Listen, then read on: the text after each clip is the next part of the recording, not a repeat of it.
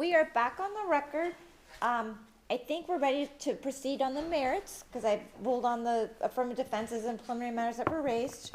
The way this works, Mr. Rourke, as to your cases, you bear the burden of proof. That's why you'll go first. You'll present your testimony and evidence. Then I will shift to all of you. You'll be given the opportunity to respond to anything that you choose to. Mr. James, when it's your turn to respond, then you'll put on not only your defense, but also as to why you think you're the one that needs protection on behalf of you, and you asked for Ms. James to be included as a protected person as well. So you'll be putting that on.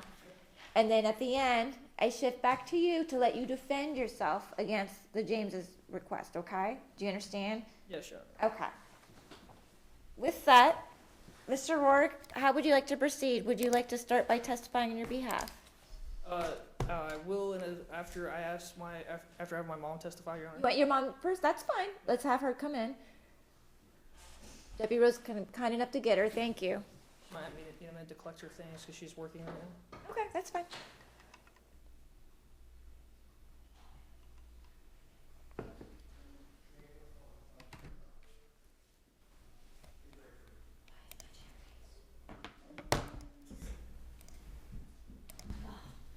Your Honor, since I've not been in your courtroom before, am I allowed to just hand the evidence to the witness as I go along?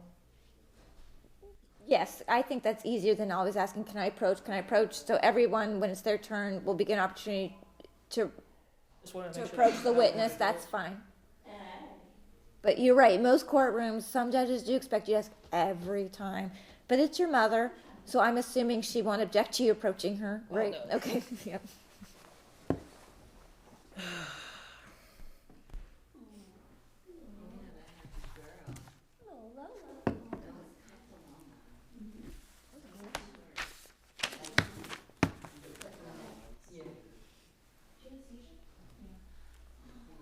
Oh, Miss, hi. Can you please come to the courtroom? And then you're going to walk all the way around this back panel. You're going to end up next to me, okay? Sorry. Oh. You were so quiet, I didn't hear you come in. Well, that's my mom for you, Your Honor.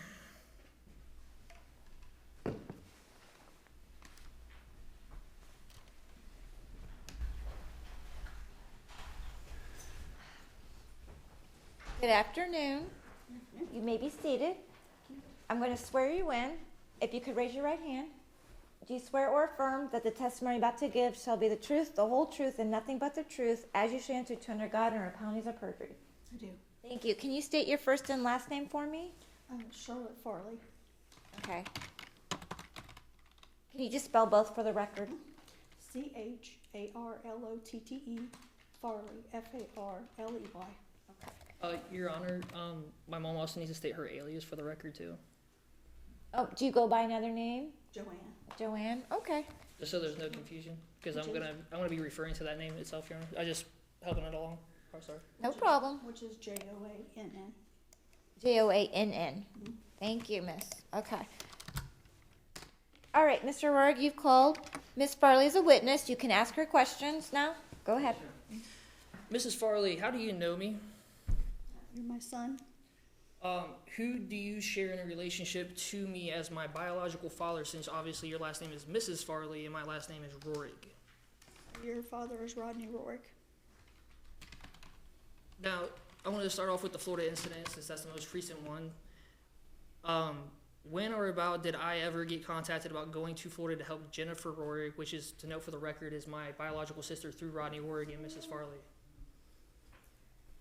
We started searching probably January to figure out when we were going to move Jennifer, which is your sister, from DC to Florida. You were on different sites yourself, and we were, like I said, trying to research when was going to be the best time to move her. Now, at the time, did I ever know what part of Florida she was moving to? Probably not, because it was still kind of up in the air. She was looking at several different areas. Cool. Did I ever state what I was going to be doing while I was in Florida? And why did I state those things to you? One was, again, we're coming from DC to Florida. She has a 80-pound Cane Corso and drives a Jeep at the time, which I have pictures. Hold on, stop right there. Can we show the pictures for the record? There's also another copy, right? This is more, yeah. One copy for your honor to look. That's a U-Haul, and that's a Jeep that my sister bought from Jeff Weiler in Canal Winchester, Ohio. Okay. Sheriff, do you want to give them, or are they gonna check the can?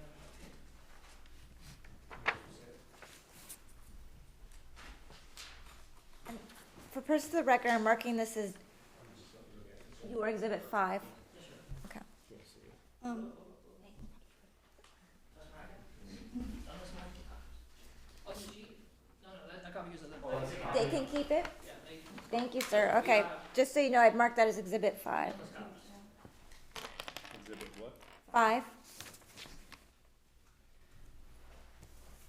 Your honor, please let me know when I can keep them. Go ahead, sir. Thank you. Alright, so Okay. you, I got you. So just to know for the record, we stopped you out when you said I was going to Florida because it's Jennifer's moving, and we just showed a picture of the U-Haul with the Jeep, and you brought the King Corso. Call Marley. yeah, because me and my husband, with my daughter, Hold also, on, stay for the record. Who is your husband currently? Jeff Farley, And how long have you guys been married? Or, oh, 20, sorry. 22 years, Since this also has to do with the CPOs against me, how many years have you guys been together, not just married? Sorry. 24. 24 years we've been together. One more second. Now, how old am I? Not a trick question. No, it's not. I'm just putting it on the record. You're 29. And So- I'm going to ask both of you to keep your voices up. I want to make sure the recording's picking you. That's Go perfectly ahead. fine, Your Honor. Yeah. Nobody stops me, so Right. I'm just speak up. Alright, so you contacted your husband. Well, because of the Jeep could only hold all her stuff plus me, my husband, and my daughter, and the Cane Corso, Kyle had to go on to Florida to wait for us because, No, hold on, one more second. Also, as you guys were in DC packing up the Jeep, did Jennifer have to leave anything else that she wasn't planning on or anything like that? oh yes, we had to leave several things that we had planned on taking because of room wise, there was just no room. Now, at that time, wasn't it also Jeff injured and waiting on something to be done? Yeah, he had, was gonna have rotor cuff surgery. And who was he working for at the time when he had a rotor cuff surgery? He worked for Amazon. Now, I hate to bring this up. I know this has always been a sore subject for you, so I do apologize, but I have to bring it up. Did you or did you not also work out for a while we even video chatted because you are, you need that. I don't want to say you need exercise, but you understand, you had to exercise to get to, well, you continue, sorry.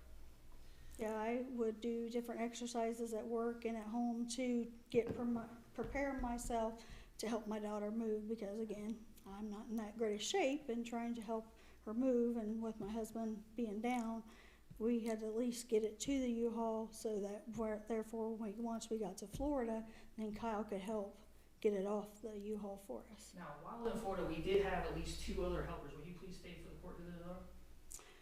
Tiffany and her husband Drew. Now, who in our family knows Tiffany and Drew? That would be my daughter Jennifer, which is your sister. And I also know Tiffany at a minimum, and how do I know her? Because they've been they were college roommates for years. And didn't I in fact drive up from Virginia Hellmeyer Squadron 14 or HM14 for short to meet Tiffany and Jennifer while they were still in college together? Yes.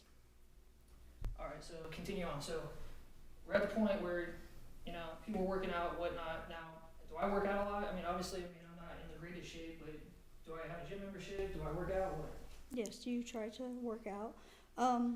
But the reason that we had you again go ahead to Florida was because we had no room, so therefore you were making plans to go down and line dance before we got there. So hold on, I'm just saying this for the record. Will you please read this Facebook post for the record, please? Line dancers on Facebook. Sorry, I know the judge already said that, but I'm already Line dancers on Facebook. You want to read the whole thing? Okay, noodle. Just don't try to read them. So anyone to be watering trout in Largo, Florida, or know of any line dancing bars near St. Petersburg, Florida, going to visit my sister for a week soon, looking for recommendations. Now, isn't there a name in the bottom left-hand corner that's hit the like button? Is there any names down there? Letha Close. Please note for the record, Your Honor, Letha Cruz is not only a club dance veteran that I've known from Scrimmel Willies and know through Macon James and Jeff James. I also found out that she also goes to Flanagan's Dublin and is a member of the Columbus City Line Dance Collective. Okay. Now, Mrs. Farley, will you please read that for the record? Neil, his last name Splain, Spillane, I'm not sure how you say it. Now, hold on for the record, I have to note this for the record because she was not privy to this. Neil Spain was a line dancer that knows all the line dancing spots in that area. That was told to me because of that Facebook post. Please continue. It says you're not friends on Facebook, but lives in the Tampa, Florida area is where Neil lives. It said watering trough is closed. Cody Flowers teaches intermediate dances at District Dance Studio on Mondays, the Stockyard. That's it. Mhm. This is a continuation of those Facebook messages. Will you please read those as well? Allow. And he says, yes, it does, and thank you. And you can message and call each other and see info if you like the status, which I'm not sure what that means. Do you allow or do your partner dances there too, or no? You can, but it's mostly line dancing. The Dallas Bowl in Tampa is the best place for couples. Now, is there a date stamped on any of those messages for the record? If there's not, it's Oh, yes, March 3rd of 2021. So March 3rd of 2021, I had been reached out to by another line dancer, and he told me about the Dallas Bowl and they liked the partner dance there. Now, will you please explain to this court what was going on in Washington State at the time, where I was currently living at? In Washington State at the time, If you don't know, it's cool. I'm just curious. Was there anything going on in Washington State at the time? I know you were having a few issues with some of the different, like Army people, but I don't know if that's the time when it was happening. Well, yes, but I'm also referring to COVID. Well, yeah. I know that's not the That's a given, I'm sorry. That's a given. That's why we don't go through this, because I want them to see that you're not coach, you're just doing this. No, right you're off the fine. whim. So COVID was happening. Yeah. So Washington State, Ohio, and Florida, what was going on in the bars at the time? Do you know? Sadly, Washington State was one of the first, because that's where the first COVID started showing. That's where they shut down all the bars there.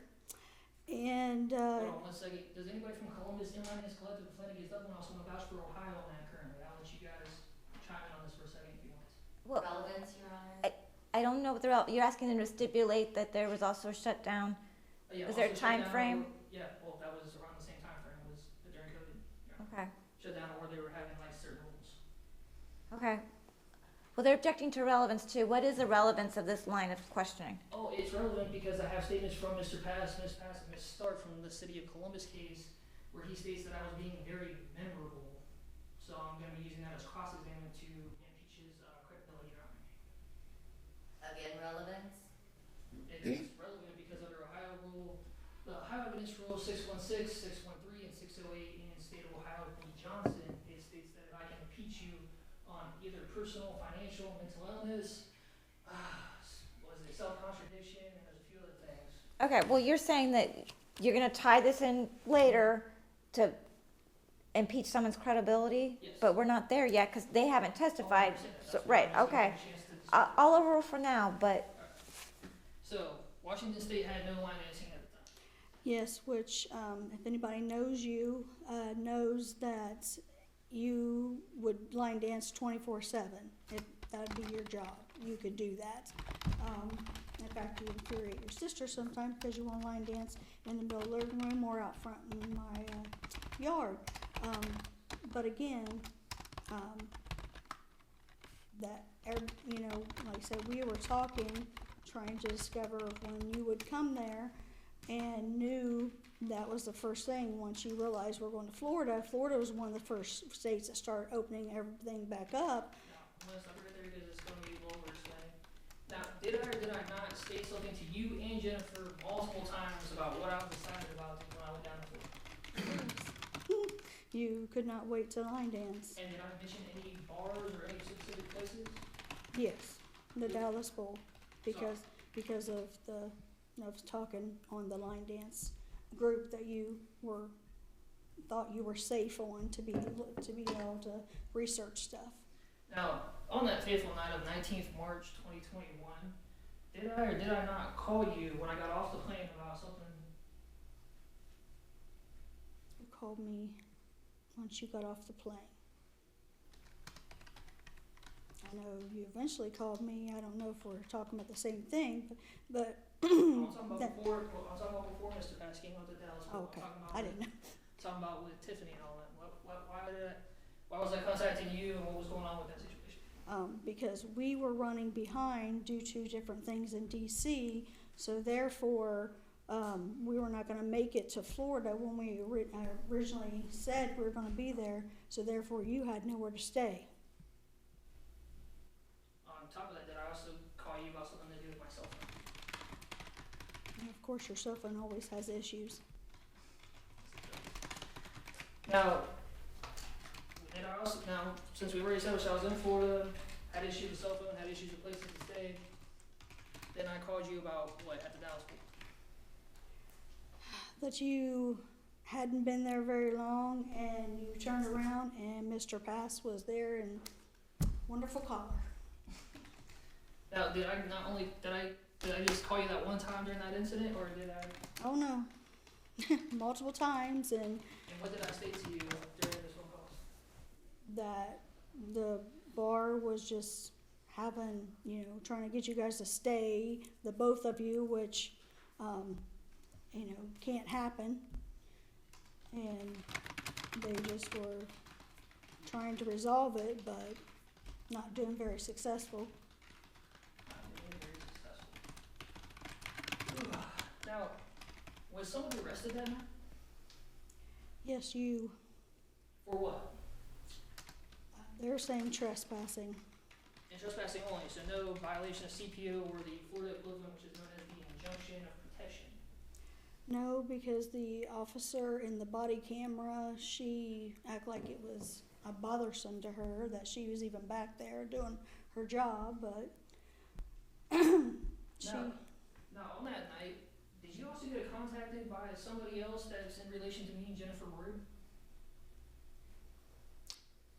I didn't personally, but my daughter did, which is your sister, Jennifer, and was getting multiple pictures and said that he had to literally turn his phone off because they were blowing it up so much. And who was they? He said friends, but we already know who was there at the Dallas Bull, which we have that picture. Yeah, we have the text message from Roddy Rory sending to Jennifer Ward, which she took screenshots of. Will you please read and describe the picture to that, please? It's you in cuffs, which that person would have to be there to see that. Well, how do you know it's me? Not just because obviously we already know, but is there any other discrepancies to my face in there that you know that's me? Your shirt. And I can't- how do you know that shirt? Well, I can't remember what shirt it is at this point, but I know it's a well-known shirt and it's even got rips in it. That's your right. Now, will you please say what it says underneath that, please? Under the picture, Anything, like any text messages under that, not just describing the picture, all of it. it says, this is Rodney sending this to my daughter Jennifer, which is his daughter too. So what happened last night? My phone's been blowing up. Is everyone all right? I tried to call you. Now read the next page. Again from Rodney. And she asked who was sending you all this, and he says friends. Now, isn't Mr. Pass, Miss Pass, and Miss Stark self-admitted and confessed that they are just oh so good friends with my father? Yes, I have, and repeatedly heard him talk and with my daughter Jennifer. Now, didn't my father also try to reach out to you through Facebook too? Yes, he has tried to reach out to me, which I ignored. Cool. Now, what happened to that Florida case of trespassing? They dismissed it. Do you know what time frame they dismissed it in? That I'm not sure. It was kind of choppy. Sorry, and to note for the record, Your Honor, if you need the case number, it's 21 CM 2519 TAC Alpha, State of Florida v. Ward. It was dismissed 7 days exactly, if not like 8-ish, from the 19th of March. Now, what happened a week later when I was in Washington State that I called you about? I believe I think you told me, well, not as much you told me, but looking on the records, showing that somebody filed, which would have to been Mr. Pass, more charges. And which jurisdiction was this in? That would have been Hillsborough County? That's Hillsborough. No, I'm talking about something entirely different. Somehow we had to deal with here. Oh, when he filed a protection against the protection order here in Columbus, Ohio? 21 CRV 003653. I'm not sure what that is. State of Ohio, Viva Columbus, New York. If you don't know, Yeah, you can't I'm not testify to sure. facts you don't Yeah. know about. I know, but I don't have that in front of me, so I'd have to pull my computer up to show me the court hearing. Okay, well then I'll rephrase. Did somebody else with a past last name try to file charges against me in the state of Ohio about the Florida incident? Yes, Megan, pass. And has Megan Pass tried filing charges against me before? Not that I'm aware of. Oh, that's fine. Now, was there several different odd things that happened in that court case? That you either heard, saw? Just everybody trying to act like we're going to Florida to stalk some 50-year-old man. And I kept telling and bleeding with everybody to please, I don't know what the attraction is with Mr. Pass, which I've told the judges, that you were not in Florida to stalk him. We were down there trying to move my daughter, have a nice time, and that whole week became chaos because we couldn't even go down there just to move her and have a good time. Now, Mr. Pass never updated his address in the state of Ohio or state of Florida and served him with any paperwork at your address, has he? No. And your dad even stated that he was shocked because he didn't even know that Mr. Pass was moving to Florida. And yet they're very good friends and they've been Facebook friends and hang out playing and stuff where dad works as well? And that's my understanding. Now, my dad works at other venues, and a venue that's been permanently closed, unfortunately due to COVID, he stayed in that bar, which I also worked at with him. Tequila Cowboy. Now, didn't I take several girls there to that bar that you have met? Yes, but only one sticks out. Which one was that one? Sydney. Now, did you really like Sydney, didn't you? Yes. Was there any other girls that I took to Tequila Cowboys that you also met? I believe so, but I cannot think of if her name is Brittany. I can't think of what her name was. She had a disability, and I'm not sure. But I could be wrong if you even took her there. Like I said, the only one that really sticks out is Sydney. Oh, there's not another female that sticks out? No. So I didn't get married here in the state of Ohio? I know we don't like to talk about her, but... To be honest with you, I did not know that you took Randy there. Oh, okay. Now, try to keep this simple. So I didn't go to Florida to harass and stalk Mr. Pass. No. And they brought Florida up here. Yes. Now, didn't the prosecutors deny Florida and Mr. Pass's involvement in the case? Yes, and they also kept denying, every time I would try to explain to them different things and our steps and our, trying to research, and we got our tickets ahead of time, to fly back, and of course you had to fly both ways, but I, only flew back because of, I drove down to Florida. They kept saying, oh no, I don't know why you keep bringing up Florida. And then when we got the call, I'm not sure what the call list was, what it's called. Random call list. Yes, when we got the random call list, everything was Florida. And I'm looking at the attorney like, hello, because he kept saying, oh no, nothing to do with Florida. And that's all it was Florida, which is ridiculous. What, just to make sure I understand, you're saying that you're talking about Ohio criminal case. Yes. You're saying the subject matter about that was everything that happened in Florida. Yeah. Yes. Okay, all right. I just wanted to make sure I I'll get understood. to it more in detail. Yes. Okay, I go have ahead. random call sheet. And like I said, they kept telling us, oh, it has nothing to do with Florida, it has nothing to do with Florida. And then he asked for a discovery, and then we got the random call list, and it's everything about Florida. Okay, all right, go on. Alright, so just trying to move this along. Do you ever believe that between 2017 up till now, that I ever go to any bars in the state of Ohio to harass and stalk with the sole intended purpose of Miss Pass, Mr. Pass, Miss Stark, or anybody else in the state? No, you would not harass anybody. In fact, there's been a lot happen, and I know that you would probably still do it if they were down the road somewhere stuck and needed help. Just knowing you, I think you would help if you'd be allowed. We know in this situation you can't, but I still think you're that type of person that you would help. You have unfortunately been bullied so much, and we need to get a grip on this, and you are not out to hurt anybody.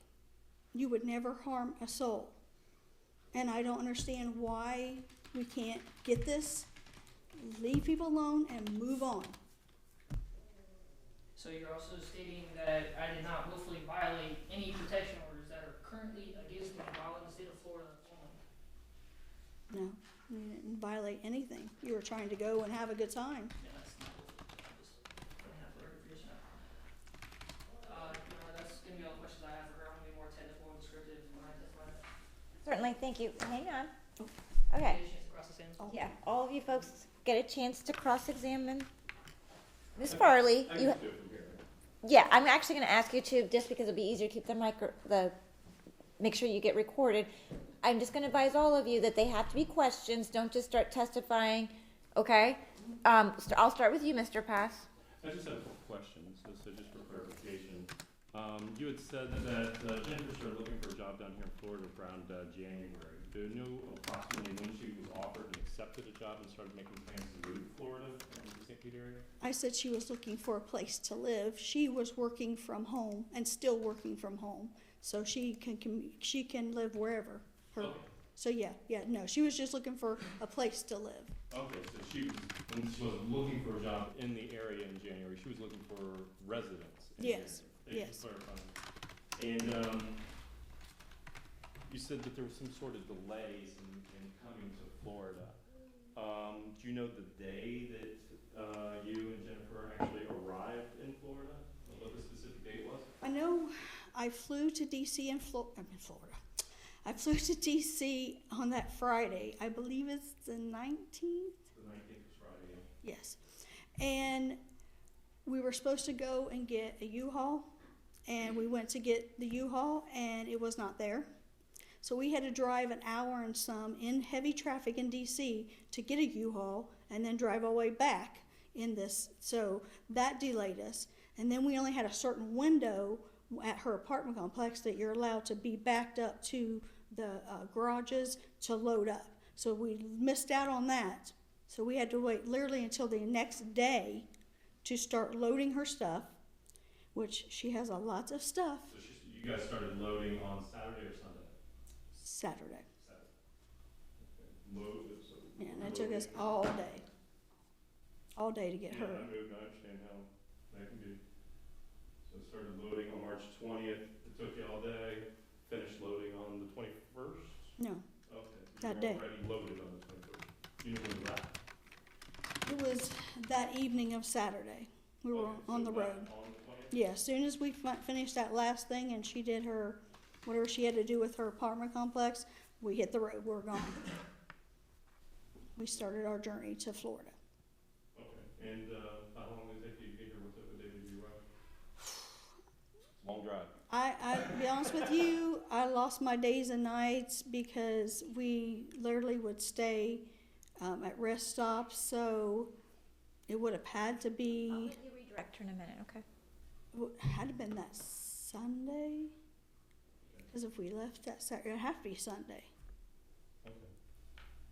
It felt like it was later that week, but I know we had to have made it, because she had to Did you make arrive in the evening or in the, like afternoon, because she had to be there by a certain time. I know we were close, but we had to have Kyle go do some errands for us because we were running, just running behind because we ran in some storms and stuff too.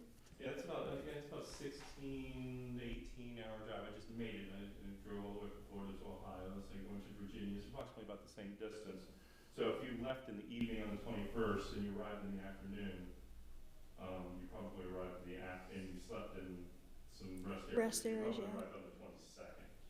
Would that be reasonable? Is that Sunday? Well, if you left Saturday evening, you couldn't possibly have arrived Sunday afternoon. It would have had to have been Monday. No, it was Sunday. It was definitely Sunday. That I do know. Don't ask me how in this world, but It's on track at night. I mean, we took turns driving, but we did also stop. Okay. It's your recollection by Sunday night you were there. Yes. Okay.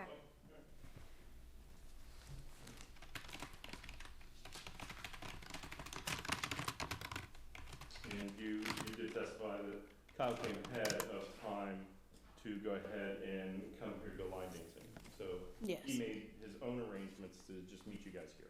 Yes, because of, again, there was no way there was any room in that Jeep. I wish I would have go back to that day and I would have fit him in that Jeep. Yes. Just out of curiosity, so what area of Virginia was she moving from? DC. DC. She moved from DC. Okay. Like right in the heart, 20 minutes from the White House. Okay. Do you have a question? No, so that's all I have. Okay, so Miss James, you're chomping at the bit, so you want to go next? I'd like Just keep your voice up, because I think you're doing a good job. I can hear you. Okay, that's Hello. perfect. Thank you, Mr. James. Go ahead, Miss. We didn't have any involvement in any of the Florida proceedings, so I won't be asking you any questions about that, ma'am. Could you explain for the court how we know each other? I'm not sure. I'm sorry, I don't know you. I don't know you either. Okay. I didn't know it was a question to say. I'm bad about Is people. listed as needing protection from both my husband and I. Why do you think that is? It's probably because it's my home. That's where Kyle is. So So probably you're any. just listed as a residence. Right. Have you had, since we don't know you, have you ever seen us No, before? not Or that I'm- anywhere around? I'm not sure where you live, but you've never seen us around, correct? unless it would be at a bar, but I don't really frequent bars, so. I don't either, actually, which is kind of funny. That was all my questions for you, that just to establish that you don't know us and we don't know you. Okay, thank you, Miss. Miss Potts? First, I would just like to correct something for the record. Mr. Rohrig claimed that I filed charges against him due to the Florida case. That is not correct. I wasn't involved in the Florida case. I wasn't down there when it happened. I filed charges against him because he violated my CPO by contacting me after the Florida incident. Okay, I hear you. The way this works is when it's your turn to testify, you can tell me your version of events, because I understand your point, because when he was questioning Miss Farley, he said that you initiate charges in Ohio based on Florida. So what you can ask her though, But that case what she's trying to was. ask you is why do you think Miss Poss initiated charges in Ohio that was based on events that happened in Florida? What? Because that was a case that she was a part of that was all about Florida. I was not a part of the case. Well, if you look at the random callees from that court date, Do it's you- all about Here, I Florida. got it right here. Everything. Hang on, privy to the no, messages stop. that your son sent me after the Florida incident? Okay, I didn't hear your question. I'm sorry. I wanted to know if she knew about the messages that her son sent me after the Florida case. Okay. I know about the alleged messages he may have sent you. You've never seen them though. I said I've seen the alleged messages that they are saying he. How can they be alleged if you've seen proof of them?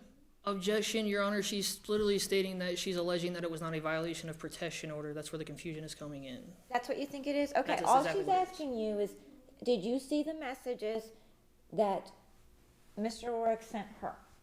Yes, I seen the alleged. Okay. Mhm. Well, when you say alleged, are you saying these weren't messages that he actually sent her? Well, I don't understand why you're saying alleged. Because people have access to other stuff and, Okay, and so there's that's- hacking every day. So I mean, Okay, so you saw messages that were purportedly sent by Mr. Warwick to Ms. Poss, but you're not willing to confirm on the stand that he actually sent those messages. I have no That's idea. why you're throwing in the word I have alleged. no idea if he sent them.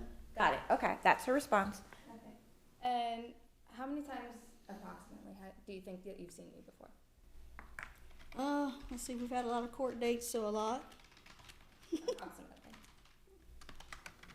Well, I know the one court every month they would continue, so that was almost a whole year or so. So, 3, 4, more? oh, probably. No. And now, to see you, I couldn't tell you in court. Okay, To and how see many you, times so- have you seen me outside of the courtroom? That I have no idea, because again, if I see you at court, the only way that I know that you're How many here, times do you remember seeing me and identifying me outside of the courtroom? like I said, I'm not sure. Because again, I Did can't you even, say I can't zero? even identify you in court. If we walk right out down the hallway, I'd have Correct. no clue. You couldn't tell me my name, correct? No. Can you tell me the last time, other than right now, that we've spoken? We've never spoken. Correct. So again, I'm gonna reiterate the question that Ms. James, why are you listed as needing protection from me? Well, it all stems from, like I said, I don't know what the fascination is with my son. And Okay, I'm not asking why your son needs protection from me or why he thinks he needs protection from me. I'm asking you personally why you think you need protection from me. again, he lives at my house. And so therefore, that house needs to be protected. Anybody in that house needs protected because again, So it's safe to say though, if he was granted protection, I wouldn't be able to come to the house anymore. I would hope not. I mean, of course you wouldn't be coming to the house. But you personally don't have any reason to need protection from me. We've never spoken, I've never threatened you, I've never.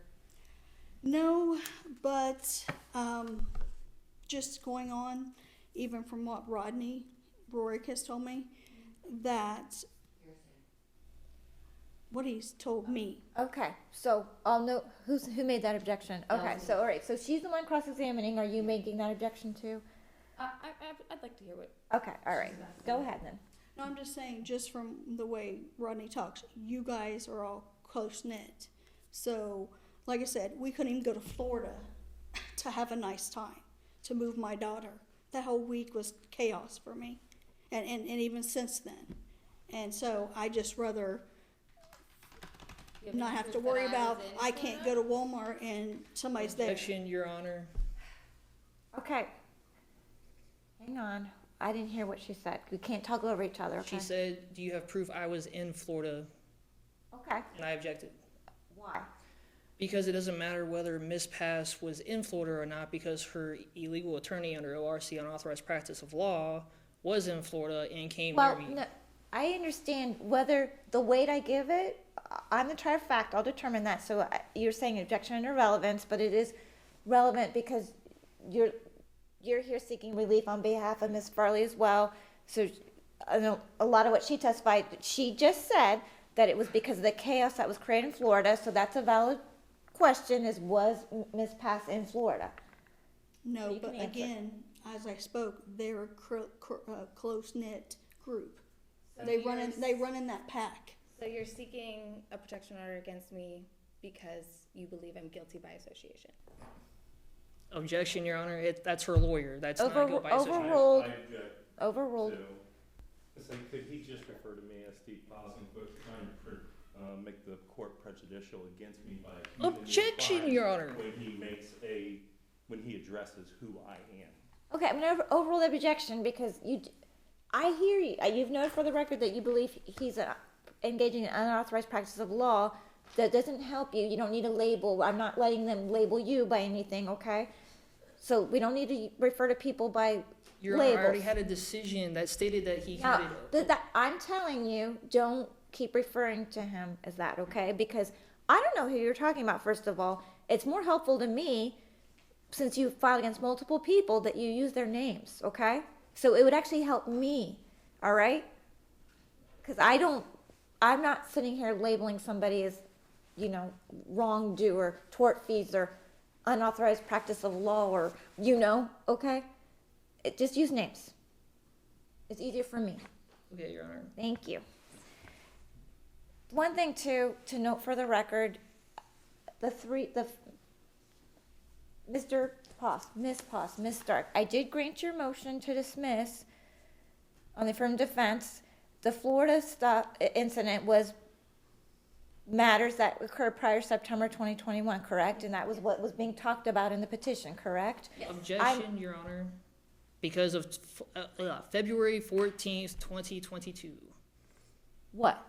That was a new ruling on the case that he came near me. I never got a chance to bring that up in court, and that was a complete violation of the complete defense rule under the 5th and 6th Civil Rights and Due Process Rights. That's new evidence, Your Honor. And I'm going to let you present that. But what you presented so far is a Florida incident that happened prior to September 2021, correct?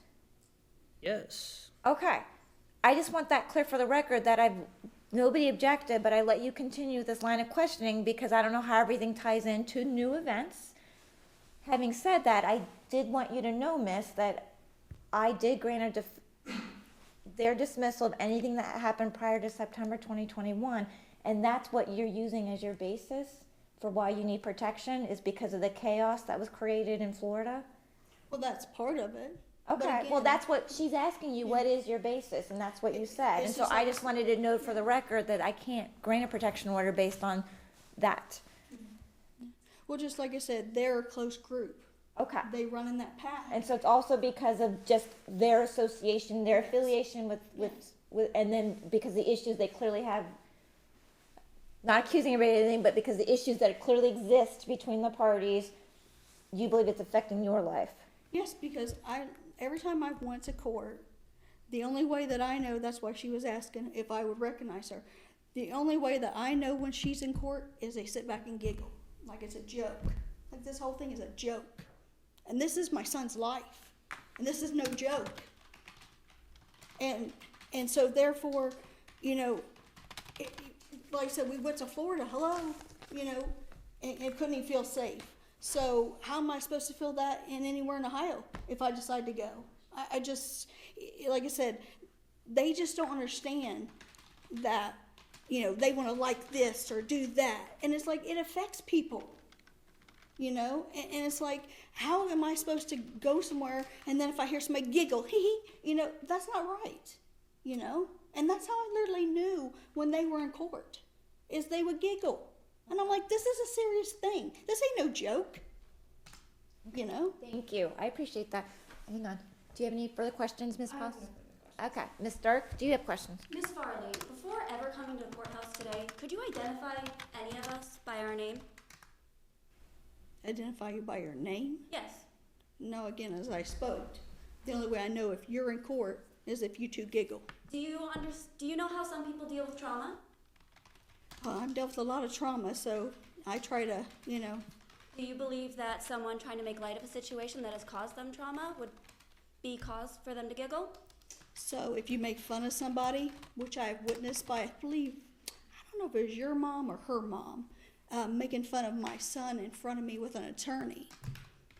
So if you call that making light of something, then I guess. Do you know how many times that I, Megan Stark, have been to court with Mr. Rory since the granted civil protection order of February 9th? Objection, Your Honor. She already asked for dismissal and all that stuff beforehand. She can't keep bringing it goes up. to relevance of It's not why- relevant. She already asked for it to be dismissed, so I can't bring it up. You can't bring it up. It Okay, works both but wait ways. a minute. You brought it up. But you're not seeking it. You listen. It goes to show it has also happened after September. So it's, Okay, overruled. Keep going. Do you know how many times I've been to court with Mr. Rohrig since? If, like I said, when the cases keep getting dismissed, or not dismissed, I'm sorry, I wish dismissed, continued, so probably 10, 12 times, if not more. 25. Do I you was know gonna how say- old I am? Probably, are you saying you're 25? I am. Do you think it's fair that I went to court, was granted a protection order, but having to continuously be returning to court after being subpoenaed by your son? Objection, Your Honor. Court authorized contact. That's in the CPO. Overruled. because here's the deal, listen to me, sir. You've opened the door, she's given testimony that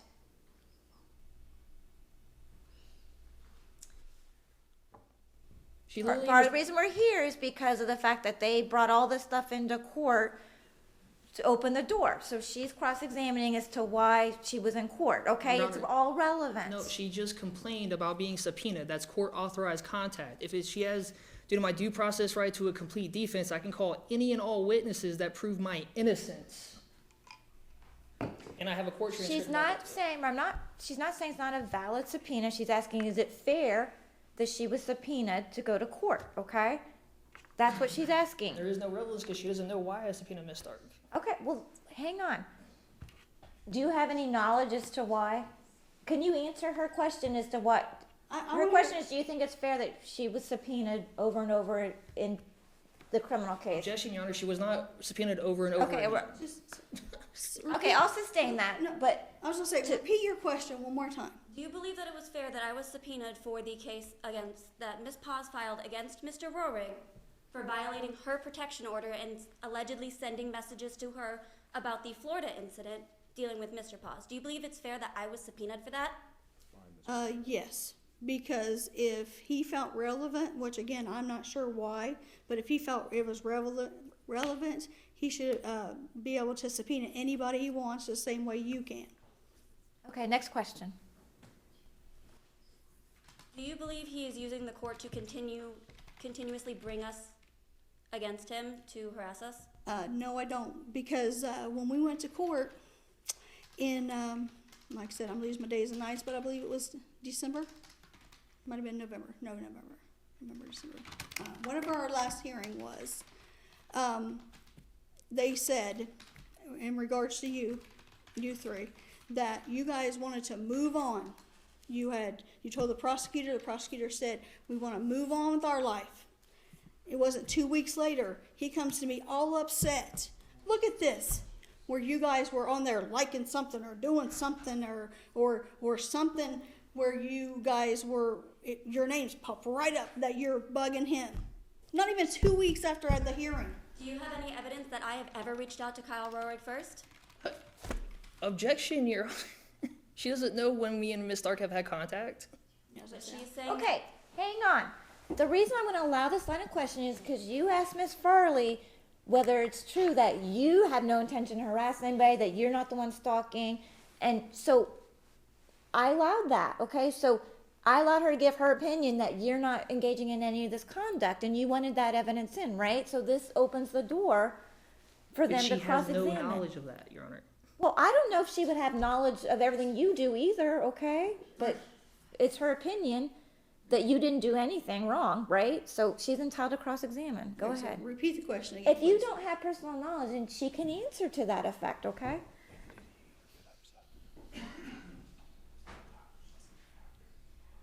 have you seen any messages where I reach out to Mr. Rohrig? I have seen text messages, but I do not believe, I don't know if they're Facebook messages or when they were dated or anything, but I have seen where you have interacted with my son. Yes, Kyle. but I said I started the interaction. I reached out first. That I'd have no knowledge because I don't have his phone. Sir, just for the record too, I wanted to explain. Ms. Farley testified that you're being bullied by them, okay? She said that. So they're allowed to cross-examine as to where this is coming from, I understand okay? that, Your Honor, but I actually have an objection in perjury because you just asked my mom any interaction that you interacted with me first. Yeah, you did. You called me on Valentine's Day. Why you had me blocked on Okay, Facebook? that's not a proper objection. If you think that, you can't just object and say she's lying during her questioning, okay? The proper time to do that is either when you're testifying, okay? Or if she gives testimony, then you can cross-examine her on that, okay? But that's not a proper objection, so overruled. Actually, Go ahead. Your Honor, it actually is under the open door because she stated, and I quote, that she got a motion to dismiss with prejudice on, was it September of 2021? That happened well before September 2021, so she just opened the door to everything before that. He is not testifying, Your Honor. That evidence has already been tried in court and deemed irrelevant. not when Okay, you open the door what's to your it. question? I'm overruling. Go ahead. What's your question? I just wanted to know if she had seen any messages, any evidence, besides what he had just brought to the table and told her about. And she said no, she had not. Okay. She wasn't sure. That's all I wanted to know. Have I reached out to you? No. Have I reached out to him that you know of? Have you ever heard him come to you and showing you that I said his name? I talked about him online. Just answer this for the court. I was gonna say, like I said, I have seen things, whether one who started what, I'm not sure. Have but you I- seen Megan Stark said about him on Facebook? Any post? I believe it was on Facebook. And it was your evidence that I believe I've seen. That is perjury. I never have ever said his name on Facebook. Okay, hold on. Same rule No. apply to you. You can't just sit there and, No, because I don't know if you're the one said it, but one of you was trying to say that, he's crazy, or I don't know what the word that person used, but it was very negative. Did I say his name in that post? Or did I have it, or was it a blanket? Because I know exactly the post you're talking about. Objection, Your Honor. Not only perjury, tampering with evidence in 19 CRB 016888, because she testified under oath, and I quote, that I have never made any Facebook post about Mr. Ward. You just perjured yourself in that case. first of all, I don't know what the Facebook post is, so I don't know if it's perjury and is overruled. The proper time to present your case is not during her cross-examination of Miss Farley, okay? You're not putting on your case right now during her cross-examination. Overruled. My question was, did I say his name? Ever say his name specifically? Because if there's no name involved, how do you know it's actually based on to that person? I know me and Kyle have talked, and I don't know if it was you or the other Megan that did the other things he was describing, and I know there's some other incidents of, a dating app where they were swiping, and, I mean, anybody knows Kyle's name. But I said Facebook.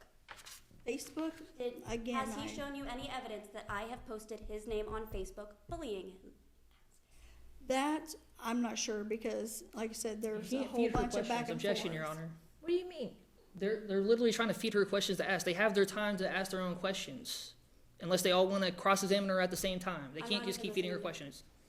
And, Okay. and I Alright. can't even hear what she's saying because she's talking loud. Okay. Okay, just all like right. you didn't hear And Mr. Pass there is an order to this, okay? Because you all can't be each other's lawyers, all right? So you just have to let each person put on their case, okay? But I witnessed seeing her try to do that myself just now, if But you look am at the I- cameras. Well, that's actually not illegal for parties in a case to talk to each other, but I'm just saying that, listen, I'm the one talking right now. It's actually not illegal for co-parties to talk. Okay, so that part in itself is not what concerns me. What concerns me more is that I'm trying to get through this hearing, and then I don't want them to keep interrupting each other and we get sidetracked. That's more of why I would rather them to just let each other everybody's doing great individually. You don't need to be interjecting to help each other out, okay? That's more of my concern, is just trying to make sure that we keep this moving. Yes. That was my last question on Facebook. Has he ever shown you a post where I specifically state his name? not at this time do I remember. Thank you. Mr. James, you're next. I On understand. behalf of my husband, I'd just like to ask. No, you can't ask questions on behalf of your husband. All right, that's Okay. perfectly fine then. All right, okay. Either he has to ask on his own behalf. Yeah, what's the question? Wait, Steve. Okay. She said something to her during her testimony that I wanted to ask a question on. Is there an opportunity for me to have a follow-up question? Yes, but how that works is I just want to follow. he gets to do redirect and we can do recross, but yes. Go I was ahead. gonna say, I just wanted to reiterate what my wife asked. Do you know who I am? Not that I'm aware Have we ever met? of. Not that I'm aware of. Okay, that's it. Thank you. Thank you. Redirect, Yes. Mr. Rourke. Oh, man. Mrs. Farley, you said that one of them contacted me on a dating website. Yes or no? Yes. So what you're stating is that somebody, whether it's one of the female that has a CPO against me, doesn't matter which one since there are two females, They did so voluntarily and willfully after having a CPO against me, matched with me on a dating website. Yes or no? Yes. And the prosecutors and defenders and the judges all act like they didn't care. They didn't care what the girls did. They said they didn't care. So they, Like it was no big deal.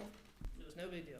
Now, Ms. Stark said, is it fair for her to be subpoenaed continuously to a court case?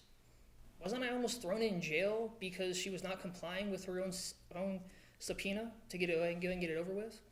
Yes. Yes, they, I've seen the court transcript where they were threatening and, was basically gonna, you either do this or they're gonna put you in jail for just doing what the basic, person's allowed to So do. what you're stating is I had legal and lawful court-authorized contact and a criminal judge and prosecutor civilly and criminally conspired under Lafner v. Lafner with Ms. Stark and Ms. Pass, who were both definitely there and listed on the court transcript, that I was having legal and lawful contact with them? Then they were being non-compliant with it? As far as the cases, I'm not sure, but I Do know you it have an was. objection? What's the relevance of Lafner versus Lafner? It's case law. Well, no, but that still doesn't make it automatically relevant, so you have to Your Honor, explain the relevancy. I'll explain Lafner v. What's the Lafner. connection? Lafner v. Lafner explains criminal and civil conspiracy where there was an unlawful act that more than one party conspired to together. Actually, it's in your motion I gave you. He's mentioned this case several times and different things. So we looked up the case, and it's all about child custody and divorce. No, it's not. Understand what Spousal connection support, it not has child to do support. with any of us. It's Okay, that's actually not true. Okay, well,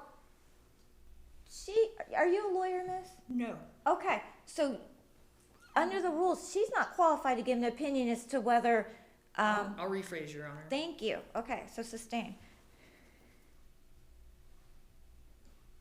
So you're stating that I was threatened with jail or something else for having legal and lawful contact with Megan Stark via a subpoena that she's already confessed to.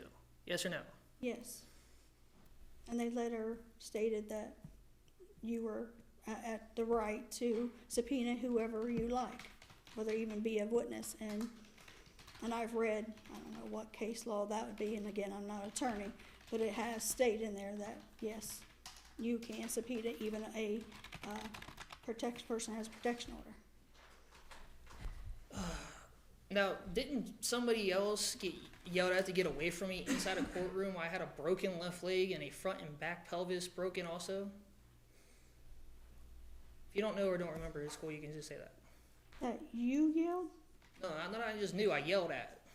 Oh, I don't know the attorney's name at the time, but he's the same one that I heard one of the girls' mom talking with.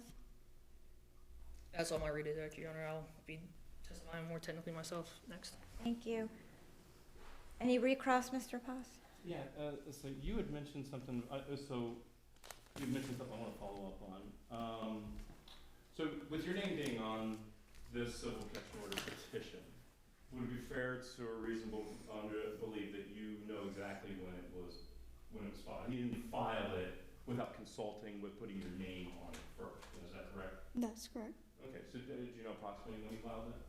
That would have been filed, oh goodness, because I dropped I mean, it. we have a case, so we know what the filing date is, but it's. I don't know the exact date, but I know I dropped him off down here and I picked him back up. Okay, so from you know there. exactly when he actually came down here. Oh yes, because I brought him myself. Okay, and he said that when someone liked on his TikTok video, yeah, that was me. When somebody liked on his TikTok video, he came in saying, look what they're doing. Was that after he filed something against us in court or before? That would have been, no, that happened, and then he tried to go and do it like all the other ones when you guys have filed stuff. He tried to call the officer to the house, and the officer says, well, we can't do nothing. But of course, because it's Kyle, why would we do anything? But so that's when I brought him down here so that he could file.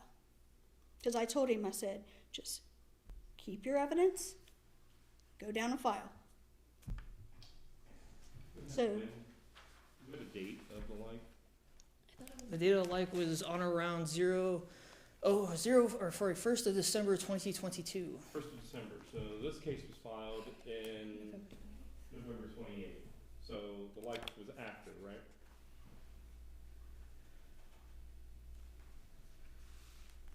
when was it like? It was on or around 1st December 2022. All I know is he has been down here several times trying to file. Oh, I believe that. And then again, like I said, we've had the officer at the house and they said, go downtown. So then again, I brought him downtown and that's when he filed. I'm just, my question was, did the like happen after he filed something in court against me? Which, I'm not sure, because again, like I said, I've brought him down here several times to deal with different things, so. Anyone else? For the swipe on Tinder, did he tell you if it had immediately matched? Or did it give him a notification he had a new match? Objection, Your Honor. She wasn't even near me. I was at my my Aunt Kathy's house, so she was not privileged to when that Tinder match happened or what happened to it, Your Honor. She's testified to the fact. Right, you brought it up, okay? So she's asking, what did you tell your mom about the match? Be honest with you, he, like I said, he was upset about it. What he said, in exact words, I couldn't tell you, because I don't know much about the swiping left or right or anything like that. I've never been near one of those apps, so I can't be accurate of knowing exactly what he told me, because like I said, he was so upset. All right. Can I state something for the record? No, Okay. unless you're laying foundation for a question. Is it working response to a question? No, that's testimony or statement. Right, you can't give testimony if you're gonna, All right, that's all. all right, thank you. Anyone else? All right, thank you so much, miss, for your patience with the court today. You are excused from the stand. I don't know if the two of you drove here together. You can either wait in the hallway or you're welcome to sit in the courtroom since you're done testifying. It's up to you. Thank you. Yes, okay. All right, how do you want to proceed next? I'm testifying this, Your Honor. Okay. You want to come up to stand or you can stay at the table? It's up to you, sir. Oh, if I say that, You can stay at the table. I can let all parties can stay at the table. It's easier. All right. Miss, I already swore you in, correct? Okay. All right, go ahead, sir. All right, I'm going to start off with reading bits and pieces of the criminal report affidavit, Hillsborough County, Florida, on the 19th March 2021 incident. On the above in time and the above listed location, the defendant causing a disturbance. The defendant was asked to leave by security of the Dallas Bull. The defendant was warned by the defendant to leave the premise. The defendant left the premise after the initial trespass warning. The defendant arrived back on the premise shortly after and refused to leave. The complainant identified the defendant as being the one who committed the offense due to him being on the premise earlier. It's kind of cut off the night period. The defendant is not APAD. Do not ask me what that is. I have no clue. Eligibility due to prior criminal history and being uncooperative and refusing to leave the premise. The defendant was positively identified verbally and via his Washington driver's license. This entire charge was dropped as not guilty because Mr. Pass not only came near me, but this is why I filed a lawsuit against them because, and I quote, not only did Mr. Pass and the Dallas Bull criminally and civilly conspire well before the police were called, because Mr. Pass did not tell any officer that he was asked to leave the bar first, because that's what happens in that instance, no matter who has a CPO against who, since he stated, I intentionally did not update my address. So I had no clue under prima facie or at face value that Mr. Pass was going to be there, and obviously my mom just testified that I already planned going there weeks prior, and I even have statements from Mr. Pass, Viva Columbus, and the body cam footage from that night at Hillsborough County, Florida, stating, and I quote, that he must have just came down there to harass and stalk me. He must have been told by one of my friends, or he must have seen it on Facebook. He's gotten on my Facebook before. I'm like, I didn't even care about them.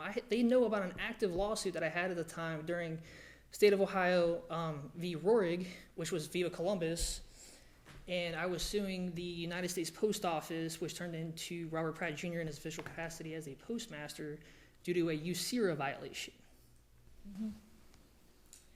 On top of that, the case was dismissed within 7 days, even though I called the next night and talked to I thought it was Lieutenant Rudolph. I was tired, so I mistaken Lieutenant for Sergeant. And I was literally trying to tell them that they had no choice but to drop the charges, and then that's when I got told about the pictures being illegally taken of me of an active court case, while Mr. Pass is not a lawyer, nor was he ever stated in that affidavit that Mr. Pass was even a relevant witness, even though he confessed to Columbus that he was a potential witness and therefore tampered with evidence, because he's not allowed to talk about the case or take any evidence and post it anywhere until the case is heard, to maintain my not guilty until, I get my day in court, which also violated my due process right to a complete defense, which is why the case was dropped within 7 to 8 days. On top of that, Ms. Pass was being illegally represented by her father, Mr. Pass, in 19 CV 4494 at the time, and Ms. Stark knows that they lied to Columbus about me because I confronted her in 19 CRB 016888 with a sua sponte motion from Judge Jazzy Page herself. Obviously, you know who Judge Jazzy Page is, so you can just ask her yourself. On 19 March 2021 and 21 March 2021, were they still active parties to that case? Yes. Was that case still open? Yes. On top of that, Ms. Pass was also his client at the time, and since the court had not ruled on whether he could not represent them or not, I could have contact with clients under court-authorized contact, because Mr. Pass went to the court and stated, I want to have contact on Viva all of them. Well, he stated and confessed that he did, in fact, block me and make that private via multiple Facebook, or not Facebook posts, but in multiple videos and in the random caller sheet, which I have here too. He states that he made sure I could not see his Facebook. So I had no other way of contacting him. Judge Jazzy Page can even state she had no way of contacting him, because she also ordered a sua sponte to make sure I was serving all of them, including Brandon Phillips, Allison Zen, Riley Brown, the three of them, not Mr. and Mrs. James, even though they were co-defendants in that case as well, as being club dance veterans. On top of that, One quick question. nope, crossing the Hang on. What's a sua sponte? We're not. Sua sponte means that the judge on her own did it without a motion pending. Okay, go on. On top of that, Mr. Pass also witnessed me being wrongfully convicted of a direct criminal contempt of court, which was confessed by Judge Jetski in Florida, while Mr. Pass was there via Zoom, and he has failed to report it, which is also a violation of ORC failure to report, as well as a slew of other crimes that warrants felony charges, both here in the state of Ohio and down there in Florida. On top of that, I also have new evidence from past CPOs, including the one that you stated was dismissed with prejudice due to Okay. violations of my complete defense. Because I did not know Emily Hartel, I did not know Miss Emily Hartel was a member of the Columbus and Line Dance Collective when I dated her. Not only that, but Jeff James and Megan James know Emily Hartel, and they know that I dated her because I showed up at Muddy Creek Saloon, which also proves tampering with evidence and civil and criminal conspiracy between all of them, including Megan and Jeff James, with the three other people here, of Mr. Pass, Miss Pass, and Miss Stark, along with the Dallas Bull, that they knew that Columbus Line Dance was involved, because not only are they members of the Line Dancers on Facebook, but because also no one has brought up the fact that in any court cases from 2018, because I didn't file any court cases until 2018, up till now, no one has admitted and stated, hey, we're all members of this group. And it turns out to also be an illegal business, because they go around advertising saying sponsored by, presented by. You can't do that and state you're not a business. Which means also Mr. Pass not only lied to Judge Jazzy Page, because he stated Niles and Club Dance Veterans isn't their legal names. He said that in a motion, and he has to confess to that, because I have that motion. So that's also due process right to a complete defense. And I have her picture saying as so that she's been a member since 2017, and no one even told me about it. Even though by their little description of what their group is Columbus Line Dancers being gypsies around everywhere in the state of Ohio. Well, guess what? That was me in 2017, and they were definitely friends with me on Facebook, not these three individuals, but Megan and Jeff were. Because we've been friends since like 2011, 2012. It's just a quick question, because there's so many Megans. Should he just refer to us, because the names are kind of I hear you, like, yeah, because it would be helpful to me too. They need to know who you're talking about. I do They too, are. and since we do have 3 Megans here, just make sure that you clarify, use their last names as well, please. Yes, Your Honor. And then also to dispute that Megan Pass and Megan James were not properly served at Flanagan's Dublin. Not only you already have the picture of Megan Stark at Tequila Cowboys doing a little card presented by that. Literally, if I had a better picture of it, it says Flanagan's Dublin and then Columbus and Line Dance Collective underneath of it. But this is also the comment section where it says Megan James, I love you so much in all caps. I keep watching this like it's our official commercial. So they know it's a business, they know it's them, and then on top of that, as like I've already read, it says, we have the Columbus Line Dance Collective in the house. You can't state in multiple court cases, and this is dated November 7th, 2019. I've never received this and I've asked for discovery in multiple court cases, even in appeal. And they want to try to say that all their dismissals and frivolous lawsuits and CPOs that they have against me are legit? No, because they didn't present any of that evidence. On top of that, they were aided and abetted. Hold on, sorry.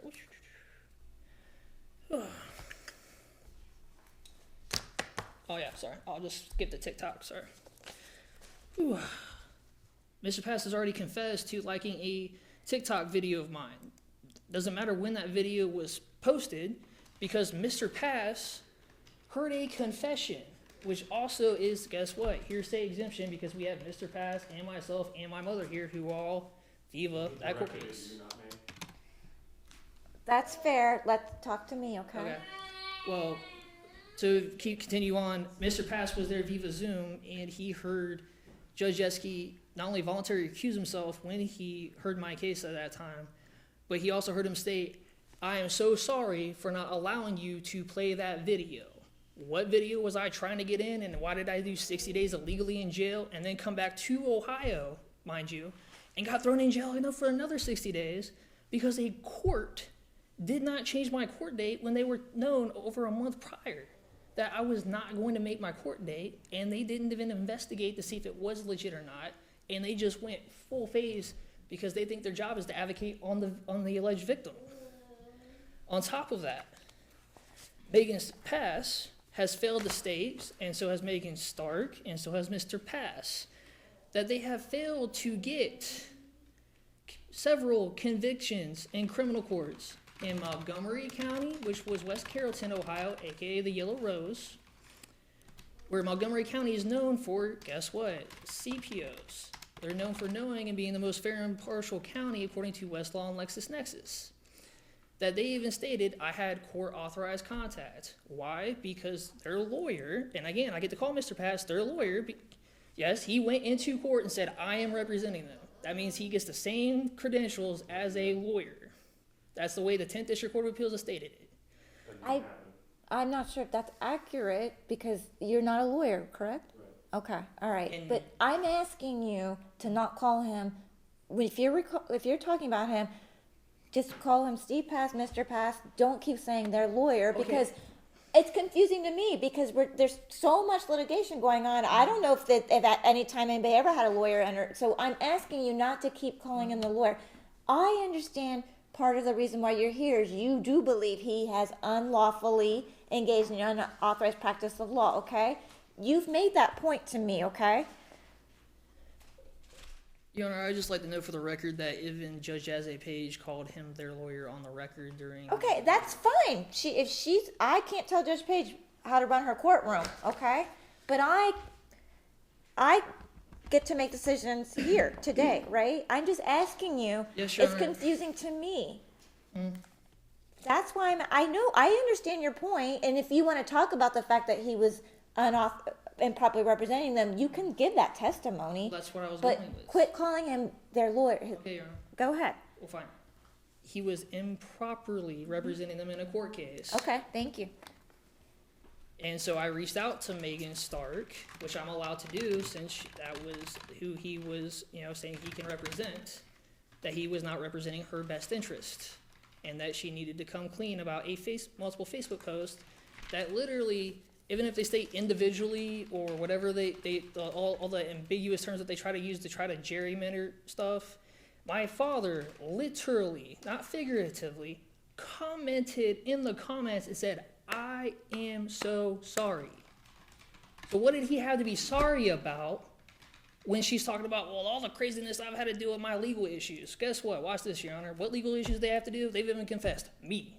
So it doesn't matter if my name is not there. You can assert that it's me. Even my own father commented and said, "I am so sorry." Why was he so sorry? Because he was trying to call me crazy when that man, I could go into my father all day. And then here's the biggest kit and caboodle. Court transcript from 21 CRB 003653, which Ms. Stark has no objection to because she confessed that she was subpoenaed, so she opened the door. States Mrs. Keck, and just to give you a little layout who Mrs. Keck was, she was a special prosecutor on that case because I'm obviously known for suing people, and I had a lawsuit against the city of Columbus for what they said at arraignment, which brought up Florida. I have that court transcript too, and I'm going to get to that. Well, are you obviously known for suing people? Yes. Okay, all right. Now, Mrs. Keck states, the two witnesses, which is identified as Ms. Stark and Ms. Pass, one of which is under subpoena by the state, by the city, which was Ms. Pass, and one of which under subpoena by the defendant, which was me, subpoena Ms. Stark, were sitting out in the hallway. The defendant arrived. They both had protection orders valid against the defendant. He arrived. The court, which was Judge Hummer, his own witness has a protection order against him, Ms. Keck. That's correct. The court, okay. So, Mrs. Keck again, sorry. So he subpoenaed her today, which I think is okay to do. He's allowed to have witnesses, but as soon as he saw them sitting together, he started yelling at them. That's not what happened. Ms. Stark knows, as per a Westerville police report that she illegally filed against me in April of 2019, stated, and I quote, that she was told by Westerville that I'm allowed to have contact via court documents. She also was told by the police that she has to comply with them.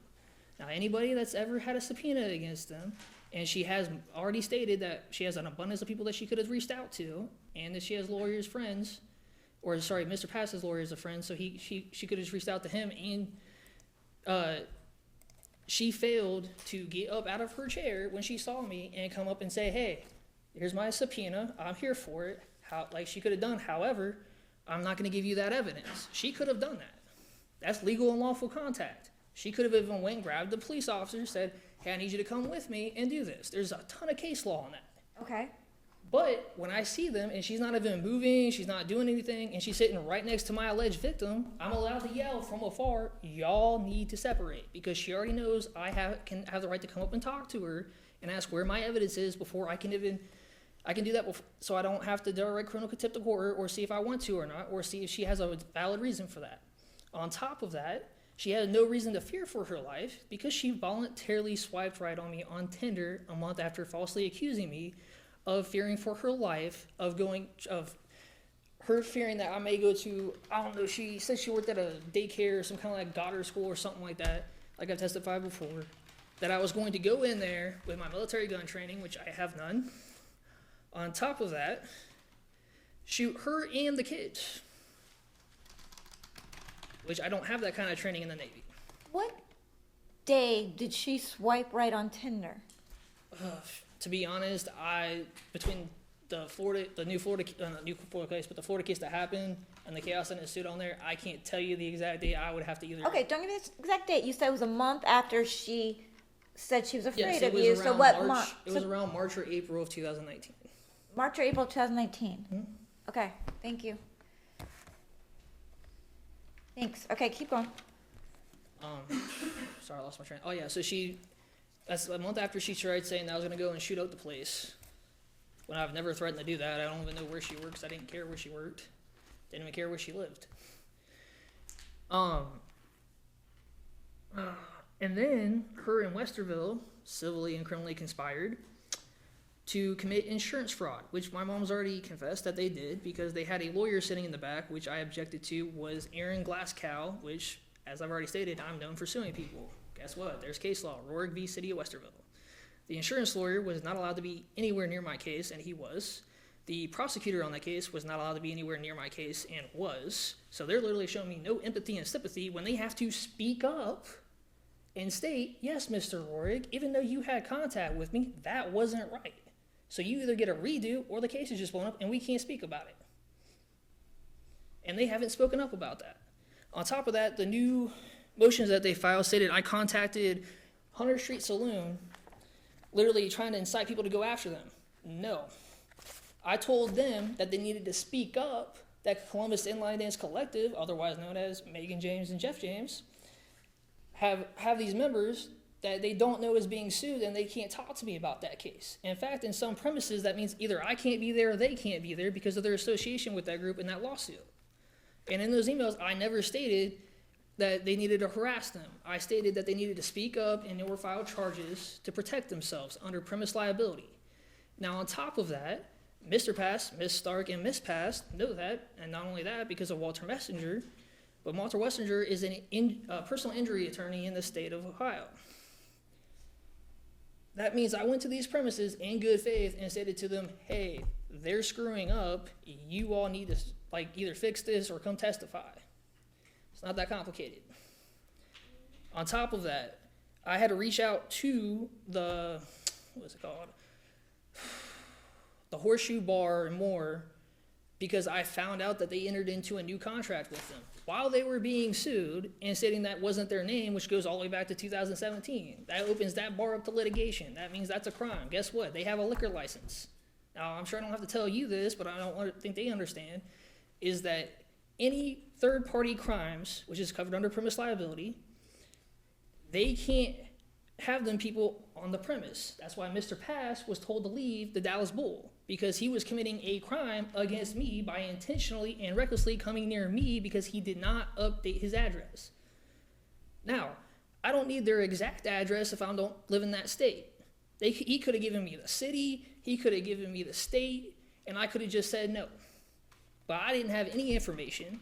And then this man decides to, in multiple videos of body cam footage, civilly conspire with the Dallas Bull and the police by withholding that information that he was told to leave. He has never once bucked up and took the actions of his consequences, which he has even stated on Facebook, why can't people take the consequences for their actions? Which was a post directed at me. Let's see what else was in there. Oh, and then he says I harassed Walter Messenger. There's friend and lawyer. I'm not sure how long you were a lawyer, Your Honor, but are you familiar with the Ohio Rules of Professional Misconduct? If you're not, it's okay.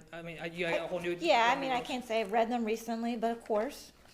Do you know the Ohio Professional Conduct Rule 8.3 and 8.4? Not off the top of my head. No, you're good. I'm just asking just to make sure. So, in 8.3 and 8.4, all lawyers, whether they're prosecutors or not, have to report their clients and themselves under self-report, which also goes into 8.4. In the email, it literally states to him that he needs to confess and fix that crap, to put it bluntly. An email from who? Well, from me. Okay. And I'm allowed to have contact with him because he's an old lawyer on the case, and I had no idea that, where did that go? And you're talking about an email you sent to Mr. Messenger? Yes. I'll get back to it in a second.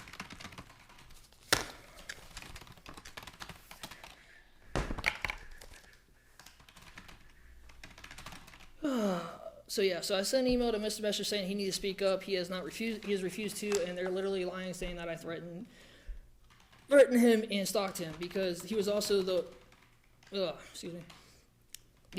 lawyer that was right outside inside the courtroom while Ms. Pass and Ms. Stark were outside the courtroom when I was unable to move on my own with, again, a broken left leg that was in a cast, and I also had my front and back pelvis. Now, they may have not known I fractured my front and back pelvis, but I was in a wheelchair, and my mom had to push me around. And I did demand Walter Messenger to move because I knew who he was, and I said, you can't be anywhere near me, get away from me. And he decided to challenge me on that, and I'm like, nope, we ain't having that. What day was that? Or time frame? That would have been sometime after Memorial Day 2021, because I had my accident on Memorial Day. Thank you.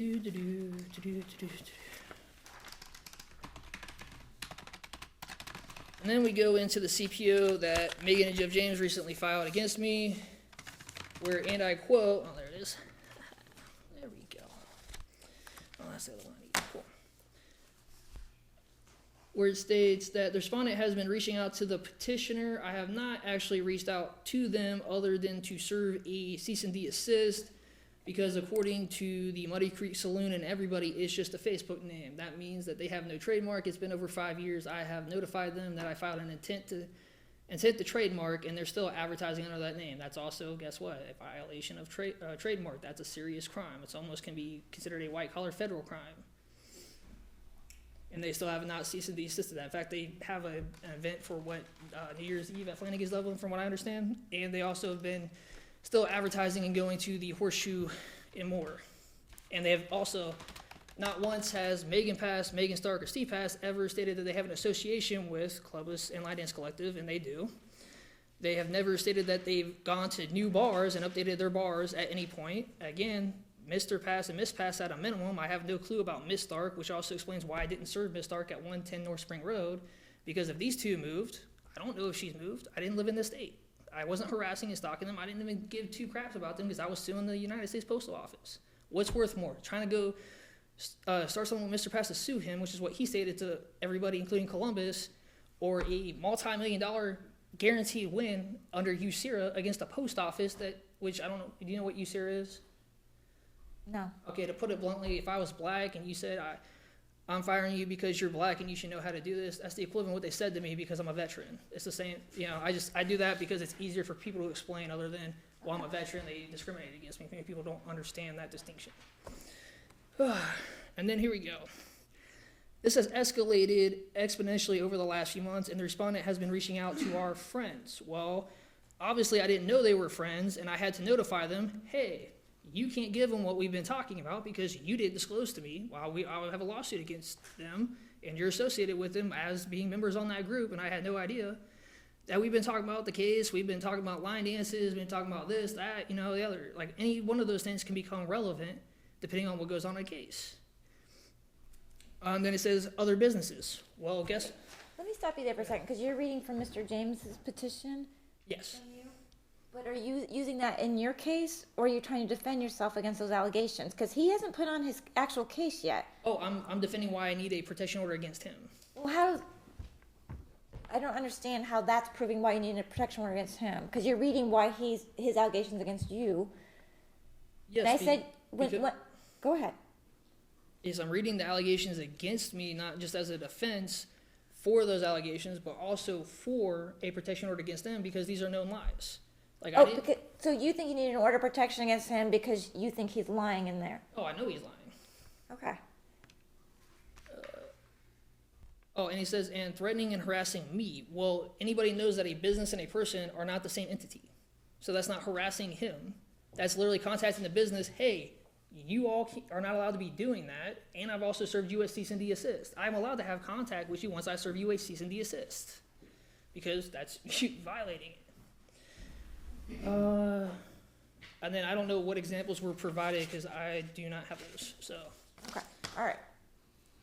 And then also that's backed up by Mr. Pass because not only is he good friends, but he's also a VIP member of Columbus and Line Dance Collective ran by Megan and Jeff James, which means that I did not escalate anything because Mr. Pass not only came near me, he knows, as per the Florida case, he is not allowed to come near me because I could have had contact with him, but I already had a court date up here. So, ain't no reason to risk it. And then I found the one thing I've been looking for. Whew. This is in light of new evidence because on July 23rd, 2017, I've never been given this in discovery or in CPOs or anything like this. And this was even as this is July 23rd, so I was definitely in Ohio for this, but I didn't see this post. It says, hey, a procrastination station, why not? And this is a Steve Pass post, by the way. And then it states, nicest friend, Haley Swieger or Megan James, you might be the nicest people I've ever met. Skip down a little bit. Smartest friend, Don Giesick or Walter Messenger. Not once did Walter Messenger, which is again Ohio Professional Conduct Rule 8.3 and 8.4, failed to disclose, never has spoken up. Mr. Pass has never spoken up that they not only were friends, but a rather specific thing that Mr. Pass knows about Mr. Messenger And I recently found out that man is ex-United States Navy. That means during the CPOs that I've stated are illegal, they did so already know that what they were saying about me and my naval career were not true. Okay.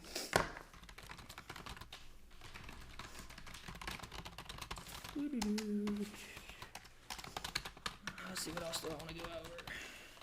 Oh yeah. Yes, sir. He's reading from a lot of sheets of paper. Is he going to be presenting? That's a good question. Are you presenting all those documents as evidence? Yeah. I mean, they can have these copies. It's just can't have the actual transcripts.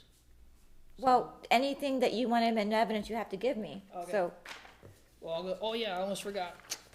And Megan Lisa Pass also got on my TikTok. I found that out after TikTok updated and showed me who was all viewing my profile. when? That it said within the last month, and that was the last month of 1st December 2022, right after Mr. Pass liked that on either the 30th of November or the 1st of December, because it was like 10, 11 o'clock at night. Like, I was up watching TV and I saw a like. I was like, okay, I looked down. I was like, Steve Pass. I was like, nope.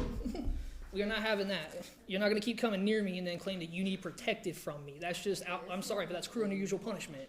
I'm not coming near you. I'm not getting on your TikTok and crap. Oh, and then, even though that's his Facebook post, you can read that. What's that?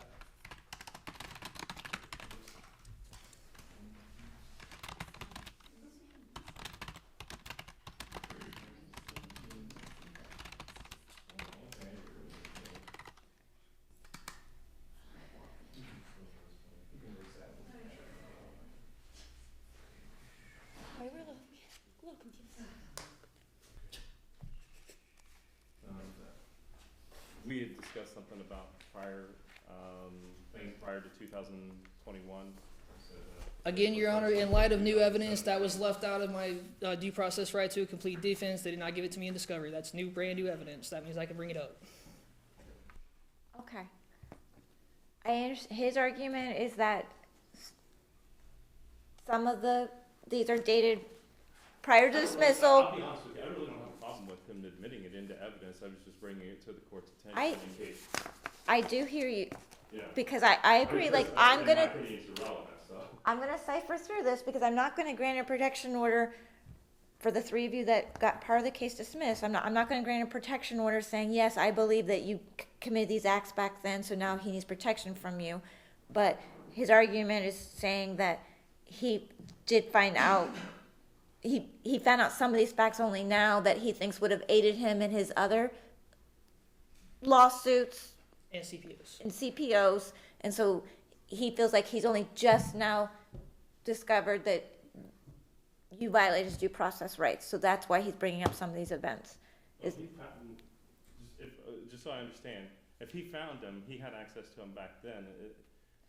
He's arguing that we would. I didn't even know you on July 23rd, 2017. I wasn't Facebook friends with you at the time, so don't even try that. He's arguing that we would tell evidence to say, and my I contention hear- is it's not my job to make his case.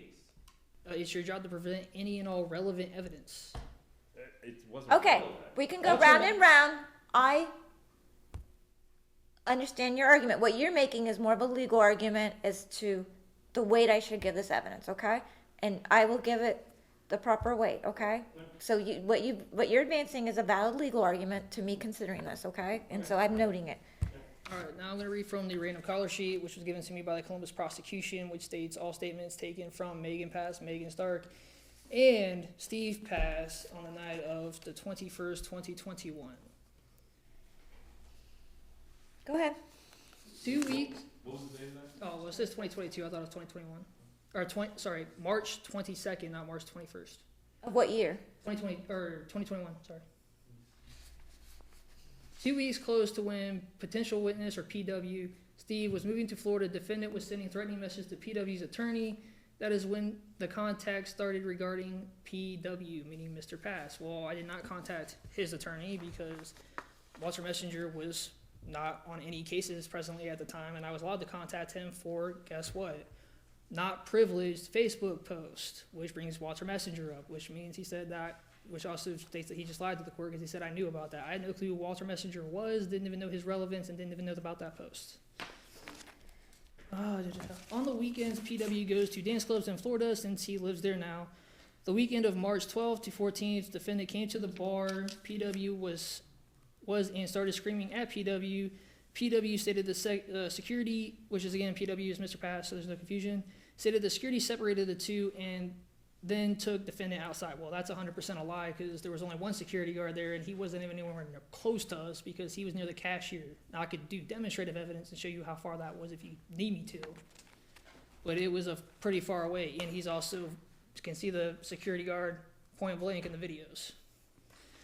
On top of that, security did not come and separate us because I went and grabbed security myself, and then we had a long discussion with him, the manager, and Mr. Pass was standing right next to me, not in fear of his life, when he was told, and I quote, to demonstrate for the court.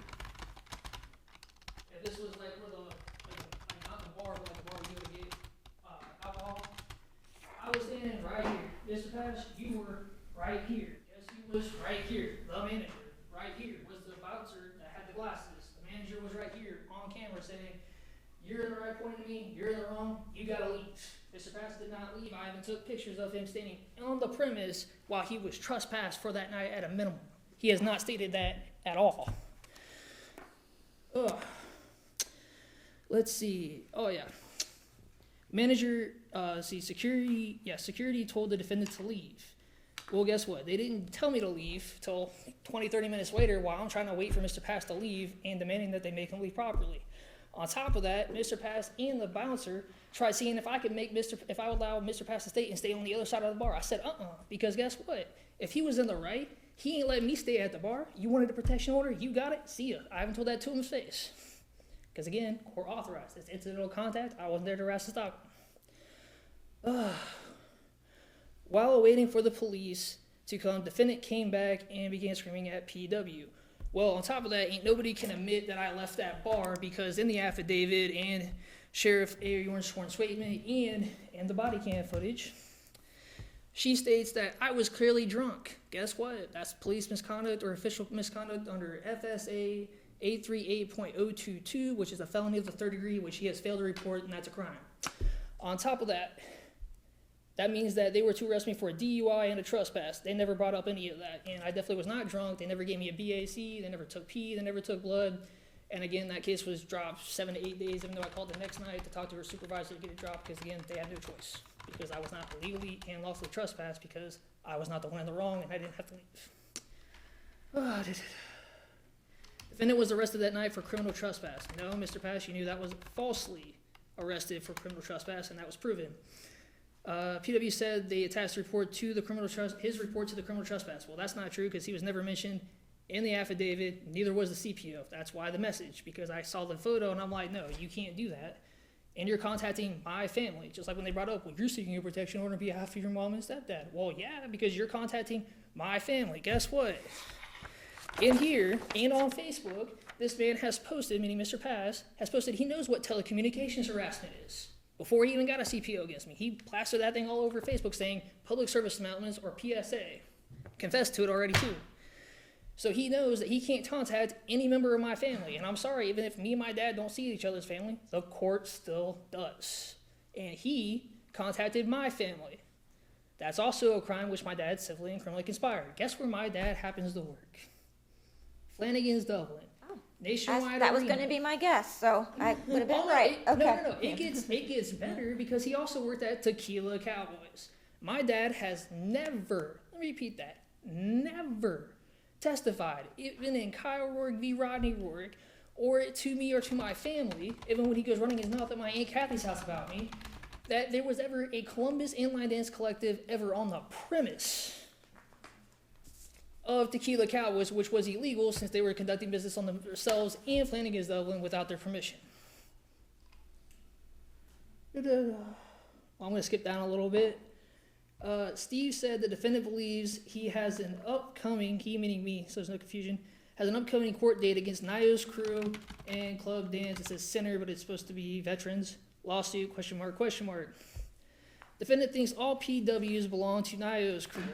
Well, that wasn't true because I know Mr. Pass was a club dance veteran. He confessed so on the stand during Kyle Rourke v. Rodney Rourke, and so did my father, because that's how I met Megan Jeff James and met them through my father at Screaming Willie's. Judge determined that we are not part of the case. Well, what judge was that? That was Judge Page. She was overruled by the 10th District Court of Appeals because Mr. Pass lied to them. He also failed to state that Columbus Line Dancing Collective was, in fact, has club dance veterans, NIOs, and, as Mr. James himself stated multiple times, my TC family. Steve said the DF, or defendant, which is me, solely believes that he, meaning me, has a trial coming up against the potential witness, meaning Mr. Pass, Miss Stark, Megan and Jeff James. Sorry, I'll read this real quick. This is a amended case scheduling order from November 30th, 2020, was set for bench trial or trial on 17th May 2021, which is, note for the record, well after 19 March 2021 and well after 22 March 2021. Also, all respondents have to concede that Mr. Pass had electronic e-filing and was receiving emails from e-files, or e-service, sorry. Oh, and then here's the best part. I can't testify to what Steve has received in his email. I don't have access to his email. He said that he could Okay, well- represent you, so I tried telling you that wasn't true.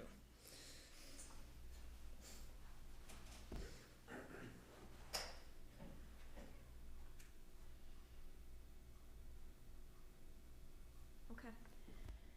All right, and then continuation of the random color sheet, my son.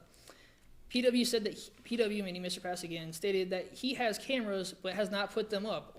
Like, he had no need to put cameras up because, again, I've been in the not Facebook videos, in the body cam footage, it literally has me stating, no, I want his address, and I had every right to demand his address because, again, I didn't know it. So why he's saying that, well, I put cameras up, especially when he knows I was falsely arrested and all that other crap that I just stated, it's ridiculous. There's no empathy and sympathy. And that's what they said I don't have. Well, obviously he doesn't have it either, neither of them do.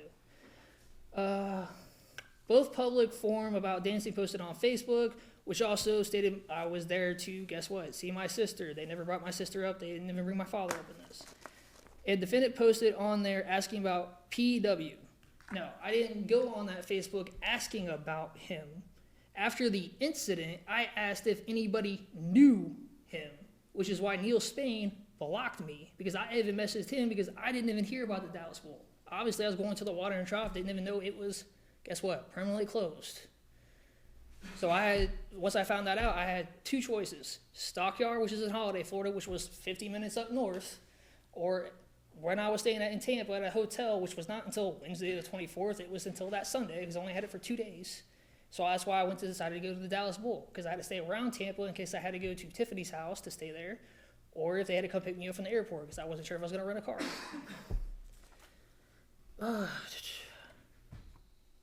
Steve tried to file a VPO at prosecutor's office in his new hometown, but they told him they could not help him. Why could they not help him? Because that's not their jurisdiction. He knows that. On top of that, he also said Judge Hummer put defendant on 2 years probation for VPO. Your Honor, I don't know if you've ever done criminal cases, whether before you were a judge or after you became a judge. So I'm just going to ask, do you know where I'm about to go with this or no? No. You don't know Brady's rule or Giglio's rule? Well, I do. Okay, but well, that's what I'm not going to just guess where you're going with No, something. you're good. yeah. Some people just, like, I've talked to officers and some judges and some prosecutors already knew I was going to Brady's rule and Giglio's rule, so that's why. Okay, go ahead. Which is Brady's rules and Giglio's rule, because why couldn't they help him? Different jurisdiction. Even Hillsborough County told him specifically the CPO was not relevant, even though the CPO was 100% relevant because he had to leave. So he was literally trying to file charges against me, get another protection order down there for no reason after he was told to leave the bar and was lying to cops about it. And again, he said Judge Hummer put him on 2 years probation. Here's where Brady's rule and Giglio's rule come on. Not only was Mr. Pass, Miss Pass, and Miss Stark all at my illegal sentencing under Ohio Professional Rules of Conduct 8.4, 8.3, and 3.8. Now, I will ask you if you know what 3.8 is, or I'll explain it to you. Go ahead. All right, it's called 3.8 is the special rules for prosecutors, stating that they shall not fail to disclose any illegal sentencing, any evidence, anything pretty much like Giglio's rule for witnesses and Brady's rule that would exonerate me. They have to state. Miss Swihart had contact with Miss Stark. On top of that, they know I'm known for filing lawsuits. I had a lawsuit against the city of Westerville long before we got to trial, and I already brought up that she wasn't allowed to be anywhere near my case, and she was. On top of that, Miss Stark and her mother also know Aaron Glasgow was illegally asked. Why? Because they went, and I quote, for demonstration. Your Honor, I would like to formally request that Miss Stark be allowed to, Mrs. Stark be allowed to spectate in the courtroom. I'm not going near them, I'm just, I said I object because she's actually a witness because she commented on a couple Facebook posts about me where they said he deserves to be in jail. Back to Miss Swihart. After she got, my objection was overruled, she was sustained, all that good stuff. Then she says, oh yeah, I'd also like to, and it stops and says, Aaron. And this is where it goes back to me.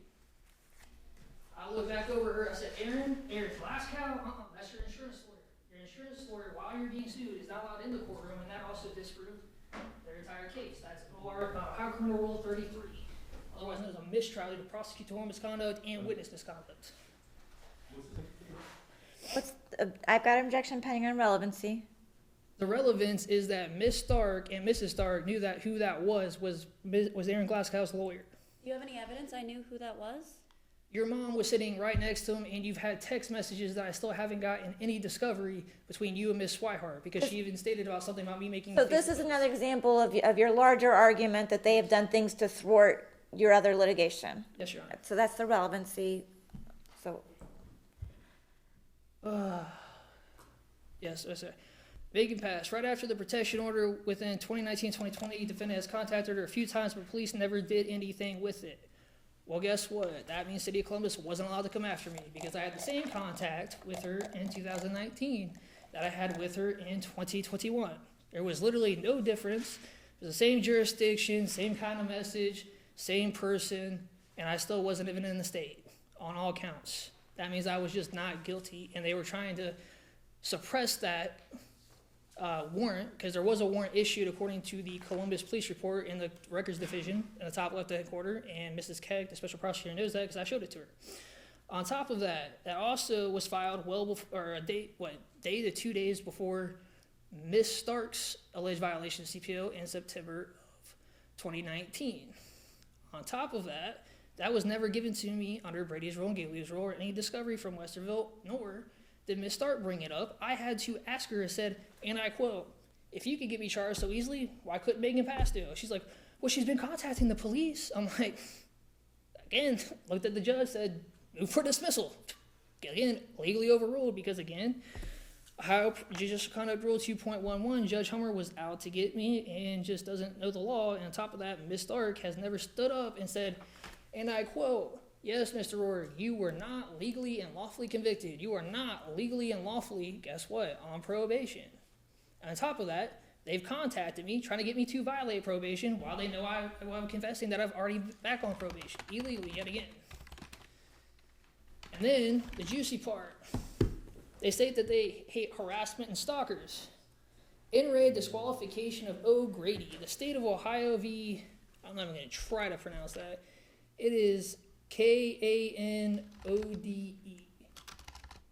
A special prosecutor for the city of Columbus failed to get an officer, failed to get Judge O'Grady kicked off the case because he stated, and I quote, because he even states verbatimly, judge's little tag, affidavits of disqualification, RC 2701.03 and 2701.031. Affiant waived objections based on judge's disclosure during first pretrial conference. Now again, noting for the record, first pretrial conference. Now I know you know the law, but I'm still going to note it for the record. That means right after arraignment, he stated, hey, I have something to disclose to you. Again, I just Conduct Rule 2.11 where you have to disclose any and all disqualifications. He stated that Finney failed to demonstrate bias or prejudice, appearance of appropriated disqualification denied. What disqualification? Well, he tried saying he is the judge again, Judge O'Grady, was a proud supporter of the Fraternal Order of Police. Well, that was actually a lie. Because not only is he a supporter of the FOP, or Fraternal Order of Police, but he failed to state that during this court case, which is Ohio Supreme Court case in 2022, that he was not only accused of, and Barry v. Judge O'Grady, Judge Green, ETA all, and Boxell v. O'Grady, that he was accused of harassment and sexist comments. Now, I don't know if you've seen that in the Columbus Dispatch, but it's public Okay, I am familiar with the allegations that were launched in the Muni Court. How are we tying this into them? Oh, because they're trying to say that I was legally and lawfully thrown in and out of jail for protection orders. That's not true, because Well, how does the accusations against Judge O'Grady? against Judge O'Grady? Oh, because I can do this in the Judge Hummer all the way to Judge Jazzy Page. Because all the way back to Judge Jazzy Page, and I got the emails, and I'm sure they're going to cross, I'll bring them up then, that Judge Jazzy Page failed to speak up that they were still on that court case of 19 CV 4494. Him and Judge Hummer failed to disclose that Judge Hummer's wife was illegally representing Judge Jazzy Page, who I emailed, her and Isaac Rinsky, I'm sure you know him. I emailed both of them stating, hey, I need a witness statement because they're trying to paint me out to be bat crap crazy when, again, I've already read the random caller sheet where Mr. Pass says, oh, he, meaning me, is the only one that believes that there was still a court case on that case. Well, that wasn't true. And I went to them and I said, hey, I need a witness statement or I'm going to have to subpoena you because that's only impeachment evidence of Mr. Pass, Ms. Pass, and Ms. Stark because they all just believe what Mr. Pass tells them, but he knew that he was lying. They also failed to speak up on their own behalf when they're required to, not only as a judge, but as a prosecutor, because Judge Hummer's wife is a civil prosecutor for the Franklin County. But how is this on them? Was it? Yeah, your accusations against Judge Hummer, Judge O'Grady, Judge Page, Because Isaac. How does that relate to them? Because I sent them the evidence showing that they were still on the court case and they never did anything about it. In fact, they throw me in and out of jail for bringing it up. Oh, that's all I'm gonna stay for right now until they cross and then goes to them with the judge.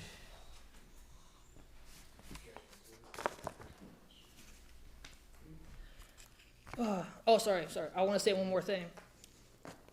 Miss Starr said to my mother, did I ever initiate contact with Mr. Rory? Me? Yes, she did. She got on my Facebook while she had me blocked, mind you. Means I couldn't message her, couldn't even see her Facebook, all that good stuff. Somehow, and I don't know how it was possible, because like I said, I don't work for Facebook, I don't know how it works, you can still call somebody via Facebook. She called me on Valentine's Day, 2018. Okay. While we were at the bar, while she was stating I was harassing and stalking her. And then, when she asked my mother, do you know if, who was the smashing party or if there was a time frame between that? Miss Stark, under oath, has already stated she was the mashing party all confidently, like, I mashed you. And she was the mashing party. I said, no, that's not true, but I'll let that lie stay because you can't state that because she didn't bring it up during her CPOs. None of them did. The only person that ever stated that she liked me was Miss Pass via Mr. Pass because Mr. Pass and Miss Pass both harassed and stalked me and intentionally and recklessly caused me harm when they came up to me, and Miss Pass has no choice but to state that she confessed to me in a Facebook message that they knew they were lying when they falsely accused me of being some dude on Tinder. No, this was at the end of 2017, so this is before all the lawsuits and stuff. And I'm looking at both of them like, yeah, no, Bucko, this ain't happening. And then in the Facebook messages, I just messaged her not angrily. I just tried to play it off of, hey, I don't know if somebody stole my identity or were you guys are being real because I didn't know them that well. So I tried to investigate a little bit, and then she confessed to that. I'm like, how do you confess? Miss Basket, she confessed. 2017, you confessed that not only did you like me, but you knew that I wasn't the dude on Tinder, that you and your dad came up to me. I didn't go up to you with your father, and your father did all the talking, and I told him, heck no, to put it bluntly. Okay, hang on. It's in the CPO evidence. All right, sir. But yeah, that's all I'm going to state for now, sorry. Okay. Let me ask you this.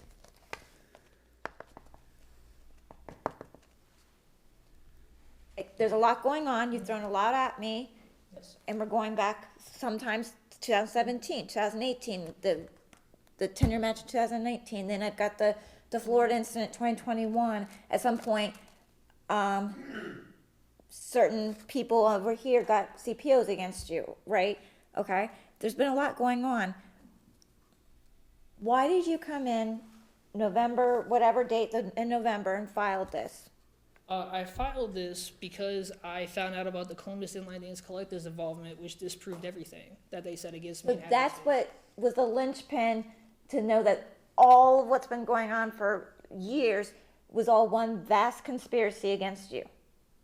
because they When you all found out about the Yeah. business entity being involved. Yes, because I had no idea. In fact, no one even brought it up. In fact, even when we were having issues with me, Miss Pass, and Miss Stark, and Mr. Pass, I even had filed a CPO against Miss Stark at the time. I arrived at the Muddy Creek Saloon because I wasn't there to harass and stalk them. I was actually there on a date with Emily Hartel. I had no idea that she was even a part of that. So that was what tied everything together for you. So even though a lot of the stuff you spoke about today happened sometimes years ago and you knew about it, it was just when you found out about the line dancing group being involved that you feel like this was the smoking gun Yes. that you think proves that this is okay. Wholeheartedly the smoking gun, because that also ties in Megan and Jeff James, because they knew about this, and they've even Miss Pass, Miss Stark, and Mr. Pass have confessed on Facebook that we know people don't want to get involved. Well, I hate to tell you all this because I went and got my paralegal degree, but they had no choice but to state that because there was multiple felonies being committed, there was liquor licenses involved, other licenses involved that required people by Okay. law to state that. Thank you, sir. Thank you. All right. What? Just for my understanding and clarity, if evidence has already been tried in a previous CPO case, can it be constantly be brought up again? If there's open It's already doors, You know, that's a complicated question. We started off because you asked to dismiss on what I call res judicata, even though that wasn't what the word legal phrase you used. That's what you're asking about the dismissal 2021, and I actually granted your request, okay? That is an affirmative defense, but you have to raise it properly, Okay. okay? About if you think certain things have already been litigated, certain facts have been resolved already, then yeah, that would be a viable defense. But you'd have to prove to me that those were actually resolved. Okay. Okay. You know, we've been going a long time. It'd be great to get this case done today.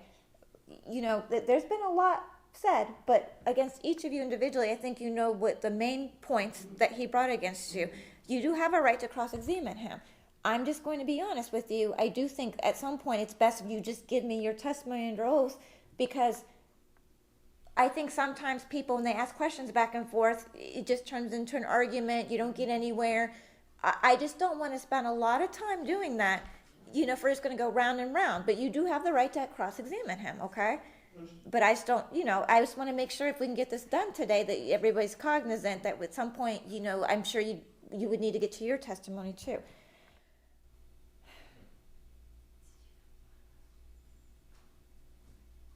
I can at least state for Jeff James and Megan James, we did not have any plans to cross-examine Okay, fair enough.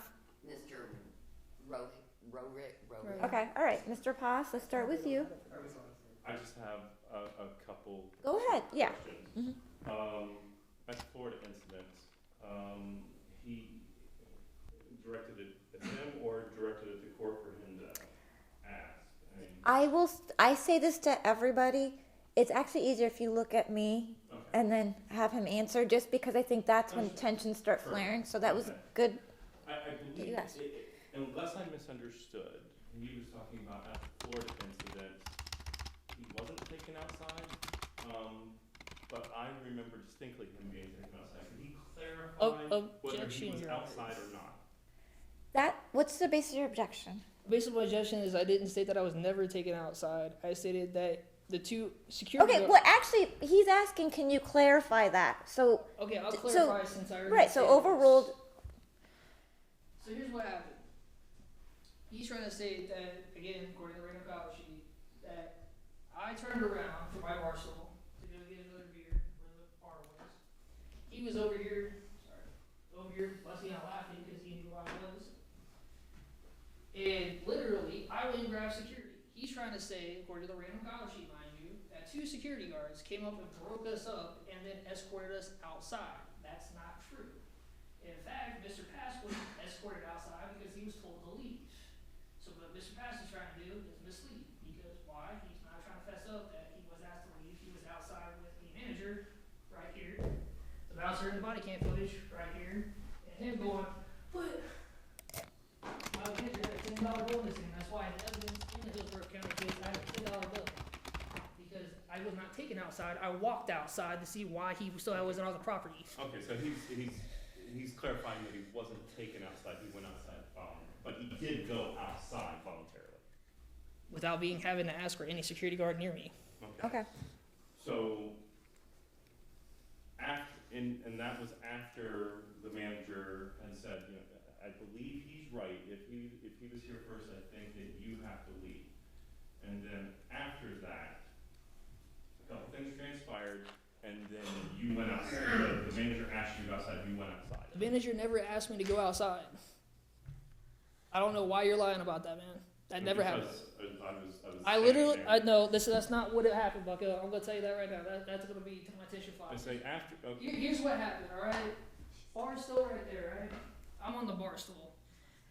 The body cam, or not the body cam, the bouncer that's on the body cam footage with the glasses walked up and said, "Hey, we're walking outside. Like, I'm walking outside. Like, hey, I'm going outside to take care of something." Like, okay. He didn't ask me to go outside. He said, "I'm taking care of something that's not you." Okay. He turned and walked out this way. I said, "Oh no, you're not going out there to discuss to talk about something." And then I walked outside on my own. Mr. Pass was not inside the bar. Okay. He was outside the bar because you were told to leave. Okay, as I recollect how things happened. Objection. You know, You're going to get a chance to testify. You're just cross-examining him, and you're stuck with his responses. Okay. If you want to tell me something different, the time to do it is when it's your turn. Okay. Sit down. Well, I was going to say objection, Your Honor. He had an opportunity to get the video from inside the bar. He did not because he knows he's lying. And you handed me this flash drive before we got started, but then you never brought it up.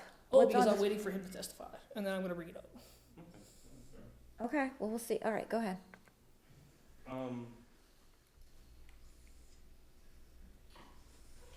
So, if I'm understanding it correctly, his understanding is that when there's a legal matter, he's able to subpoena people that have civil protection orders against them. Could you, would he agree that he sent all the subpoenas shortly after the CPOs were issued for Rory versus Rory? All 3 of us? Is that an accurate statement? I did not send them subpoenas. I went in. Oh, actually, no, you can't even bring that up. Sorry, they already objected to anything prior to that. But we're not trying to get a civil protection order. It doesn't matter if you're not trying to get, when you objected, so if you open the door, I get to go back to my testimony with my mom and everybody else. So that, you should already ask that question. Relevance have been talking about how, you know, when it's a legal matter, he's able to send subpoenas. Overruled. He's not opening the Okay, door. Your Honor, I'll just object, say it was already asked and answered. I stated that I'm allowed to have legal and lawful contact with Viva subpoenas under a court order. I've already answered the question. It's asked and answered. So It is no my problem. question is since the CPOs have been issued, I'm not asking for a specific number, I'm asking for a ballpark. How many subpoenas would you say that you have sent to Megan Stark? How many would you say you've sent to Megan Paz? How many would you say you've sent? I have no idea how many individual. I couldn't even ballpark that. More than 10? Again, I have no idea to ballpark that because of what I've been through the past 2 years for no reason. Sorry, but I just can't. Okay, remember so how you many don't know. times. Yes, it's asked and answered. He needs to move on. All right.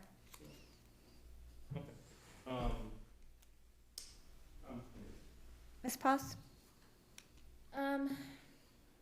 Okay, so he's here to file a civil protection order against me. And like the first question on any civil protection order is like, for a civil stalking protection order due to menacing by stalking, described the nature to extent of a pattern of conduct that causes you to believe the respondent will cause you physical harm or causes mental distress. We've already agreed that he can't present evidence past the September 8th, 2021. Objection, The Your Honor. prejudice Ms. Pass case. just opened the door to that. They Can cannot I play finish my back and question? forth. What is your question? Is there anything past that date that would suggest you need a protection order from me? After September of 2021? Yes. Yes. Wow. You not only got on my TikTok, but your father, who has legally and lawful. But I'm not my Hang father. on, It doesn't matter if it's hang not your on, father. just let him answer, please. Okay. Go ahead. No, she just. I'm trying to find out, I think that's a valid question. What has happened after September 2021 that leads you to believe you need a protection order issued against Ms. Poss? It says, I, Steve Pass, certify I'm the respondent in above initial action, and I file to this court motion of contempt against Kyle J. Rory. This motion is based on the following. The petitioner has engaged in a pattern of conduct including 2 or more incidents closely related in a time that was meant to mentally distress Steve Pass, Megan Star, Jeff James, and Megan James.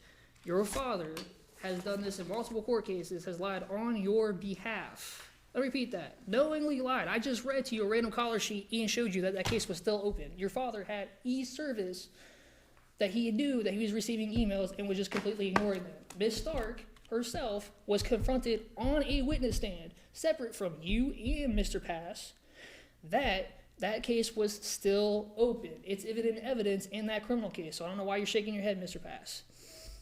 And let me ask this.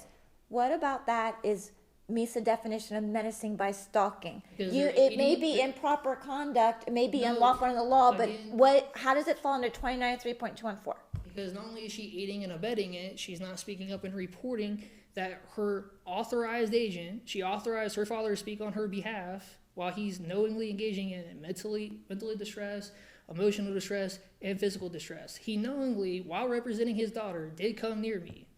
On top of that, they think they can have as much, all 3 of them, at a minimum, have stated, we can just have contact with you because we have a protection order against you. That's not how that works. You can't come near me if you have a protection order, because that's not a willful violation of the protection order.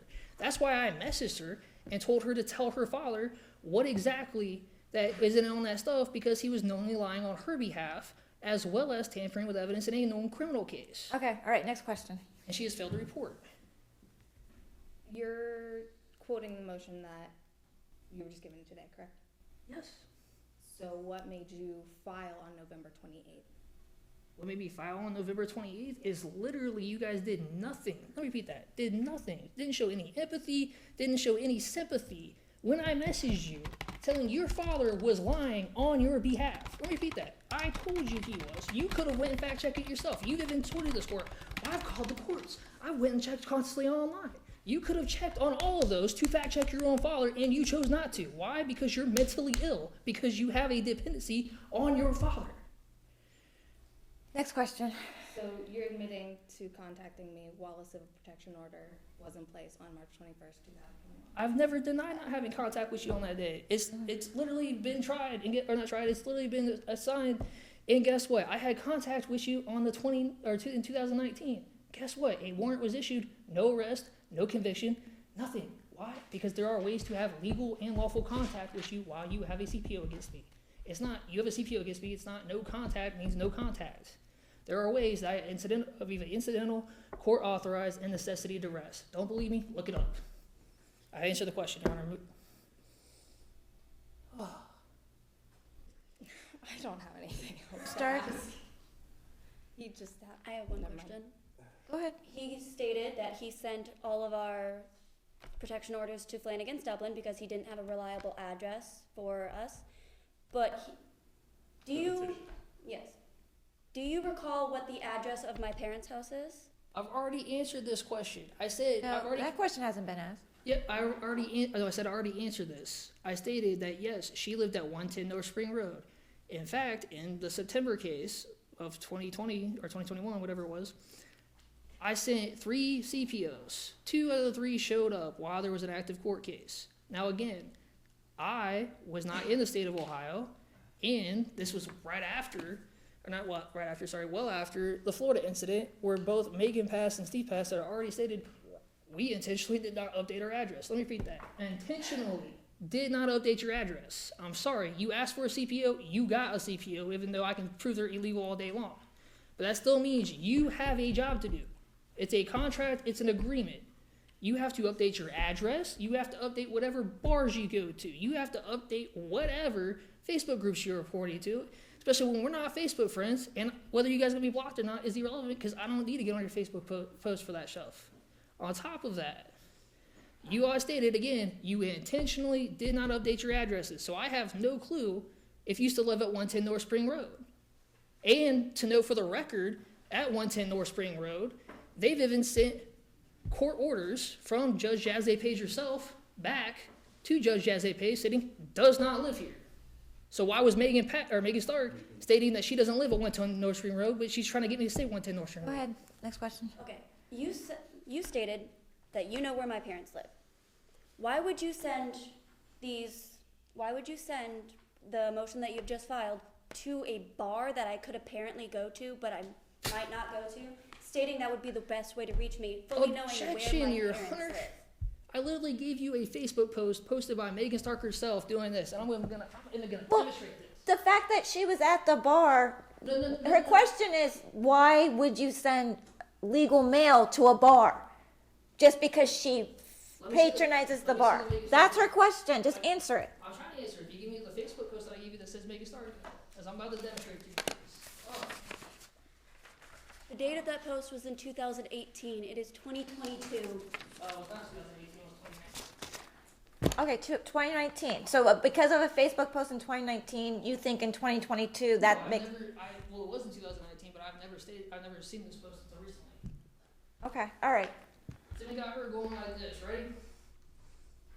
With a little promotion thing stating Flanagan's Dublin and Columbus Inline Dance Collective on it. Okay. On another bar's premise. That means that Miss Megan James authorized you to model for that, and that makes you, guess what? Doesn't matter if you have a paycheck or not, that still makes you working for them. Do you have any evidence that Miss James authorized this or had any knowledge prior to that post? Knowledge prior to that post? I love you so much. I keep watching this like it's our official commercial. Please. She's also had All made right, let's multiple- move on, okay? That was all. I just wanted to All know right. why he sent it to a bar instead of my parents' house. Okay. That's not her residence. After all this, there's just one question I have, for Mr. Rorick. Can you state a time that you have been contacted by either myself, Megan James, or my husband, Jeff James? Yes, through your business. No. When we have contacted you, not when we've received an automatic reply from Facebook groups that are literally like, I'm not talking about. Automatic. I'm not talking about automatic reply. have you ever received a direct form of communication from myself or Jeff James? Yes, your business entity. They've had members and have been sponsoring events, and they didn't tell me about Objection it. for non-response. There is no business entity that he is referring to. And that's part of his case. Yeah. So, have they personally reached out to you? That's a valid question. I'm not talking about through their company. Have you received a personal communication from Miss James or Mr. James? She asked me for it directly, not indirectly. I'm just trying to make sure I clarify the question. Directly? Indirectly? Nope. No. Okay. All right. Have you received any direct or indirect threats from either myself or Jeff James? Actually, we have a third party because Jeff James was CC'd on Hunter Street Saloons and Muddy Creek Saloons emails. That wasn't my question. Have you received any threats to your person or to your family from myself, Megan James, or from Jeff James? Again, your husband was CC'd and knew about those emails, so that's equivalent of a third party Again, threat. non-response. That is Okay, response. he's saying that in his mind that's the equivalent of a third party threat. It's Okay, the- so that's what he's here on. Okay, but were those emails from him though? Like, how is That's what You they're- said on that an Mr. email James from was. him? Sorry to interrupt. You said Mr. James was CC'd. He wasn't just CC'd, he was, where is it? Oh, that's right. Says, oh, that's two of them, sorry. Where is it? Muddy Creek Saloon and Hunter Street Saloon. Were these communications, from us? That originated from us, or are these That just still random originate. people? That still originates from you because they had permission to CC you in it. Sir, please allow me to finish my questions Okay. before interrupting you. Okay. Did those communications originate from either of us? Yes. Before we were CC'd? Because we don't have any evidence of us ever attempting to communicate with you. Okay. So, They literally just proved their own self wrong. If they're CC, that's them trying to communicate with me. So, No, I wait, would just stop, clarify- stop. Okay, I'm sorry. She's asking the questions. We're not gonna do this. It's not testimony, it's That's- just questions.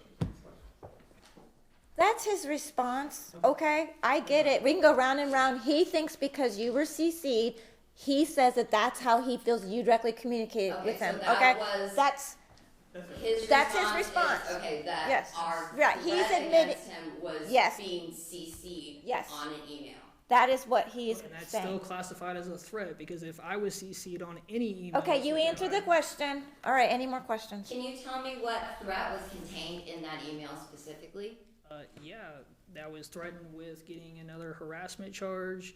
I can't even remember what else that was said in there from Muddy. It was at least Muddy Creek Saloon on that one. When did these emails occur? Oh, yeah, past couple months. I can't even tell you an exact day because I've been. Well, so you're saying that we were CC'd on an email you received from Muddy Creek? Okay. How did that exchange with Muddy Creek come about? I emailed him asking for the business contracts, very politely, mind you.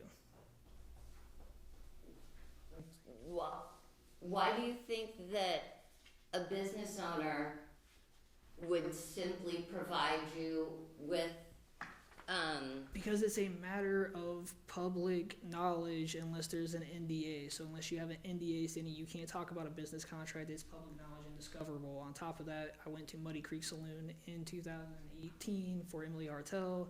Tiffany also, that you guys know, invited me out there to meet a friend of hers that lived in Lancaster that I also dated actually I dated both of the girls. Not at the same time, obviously. that's irrelevant. That's not irrelevant.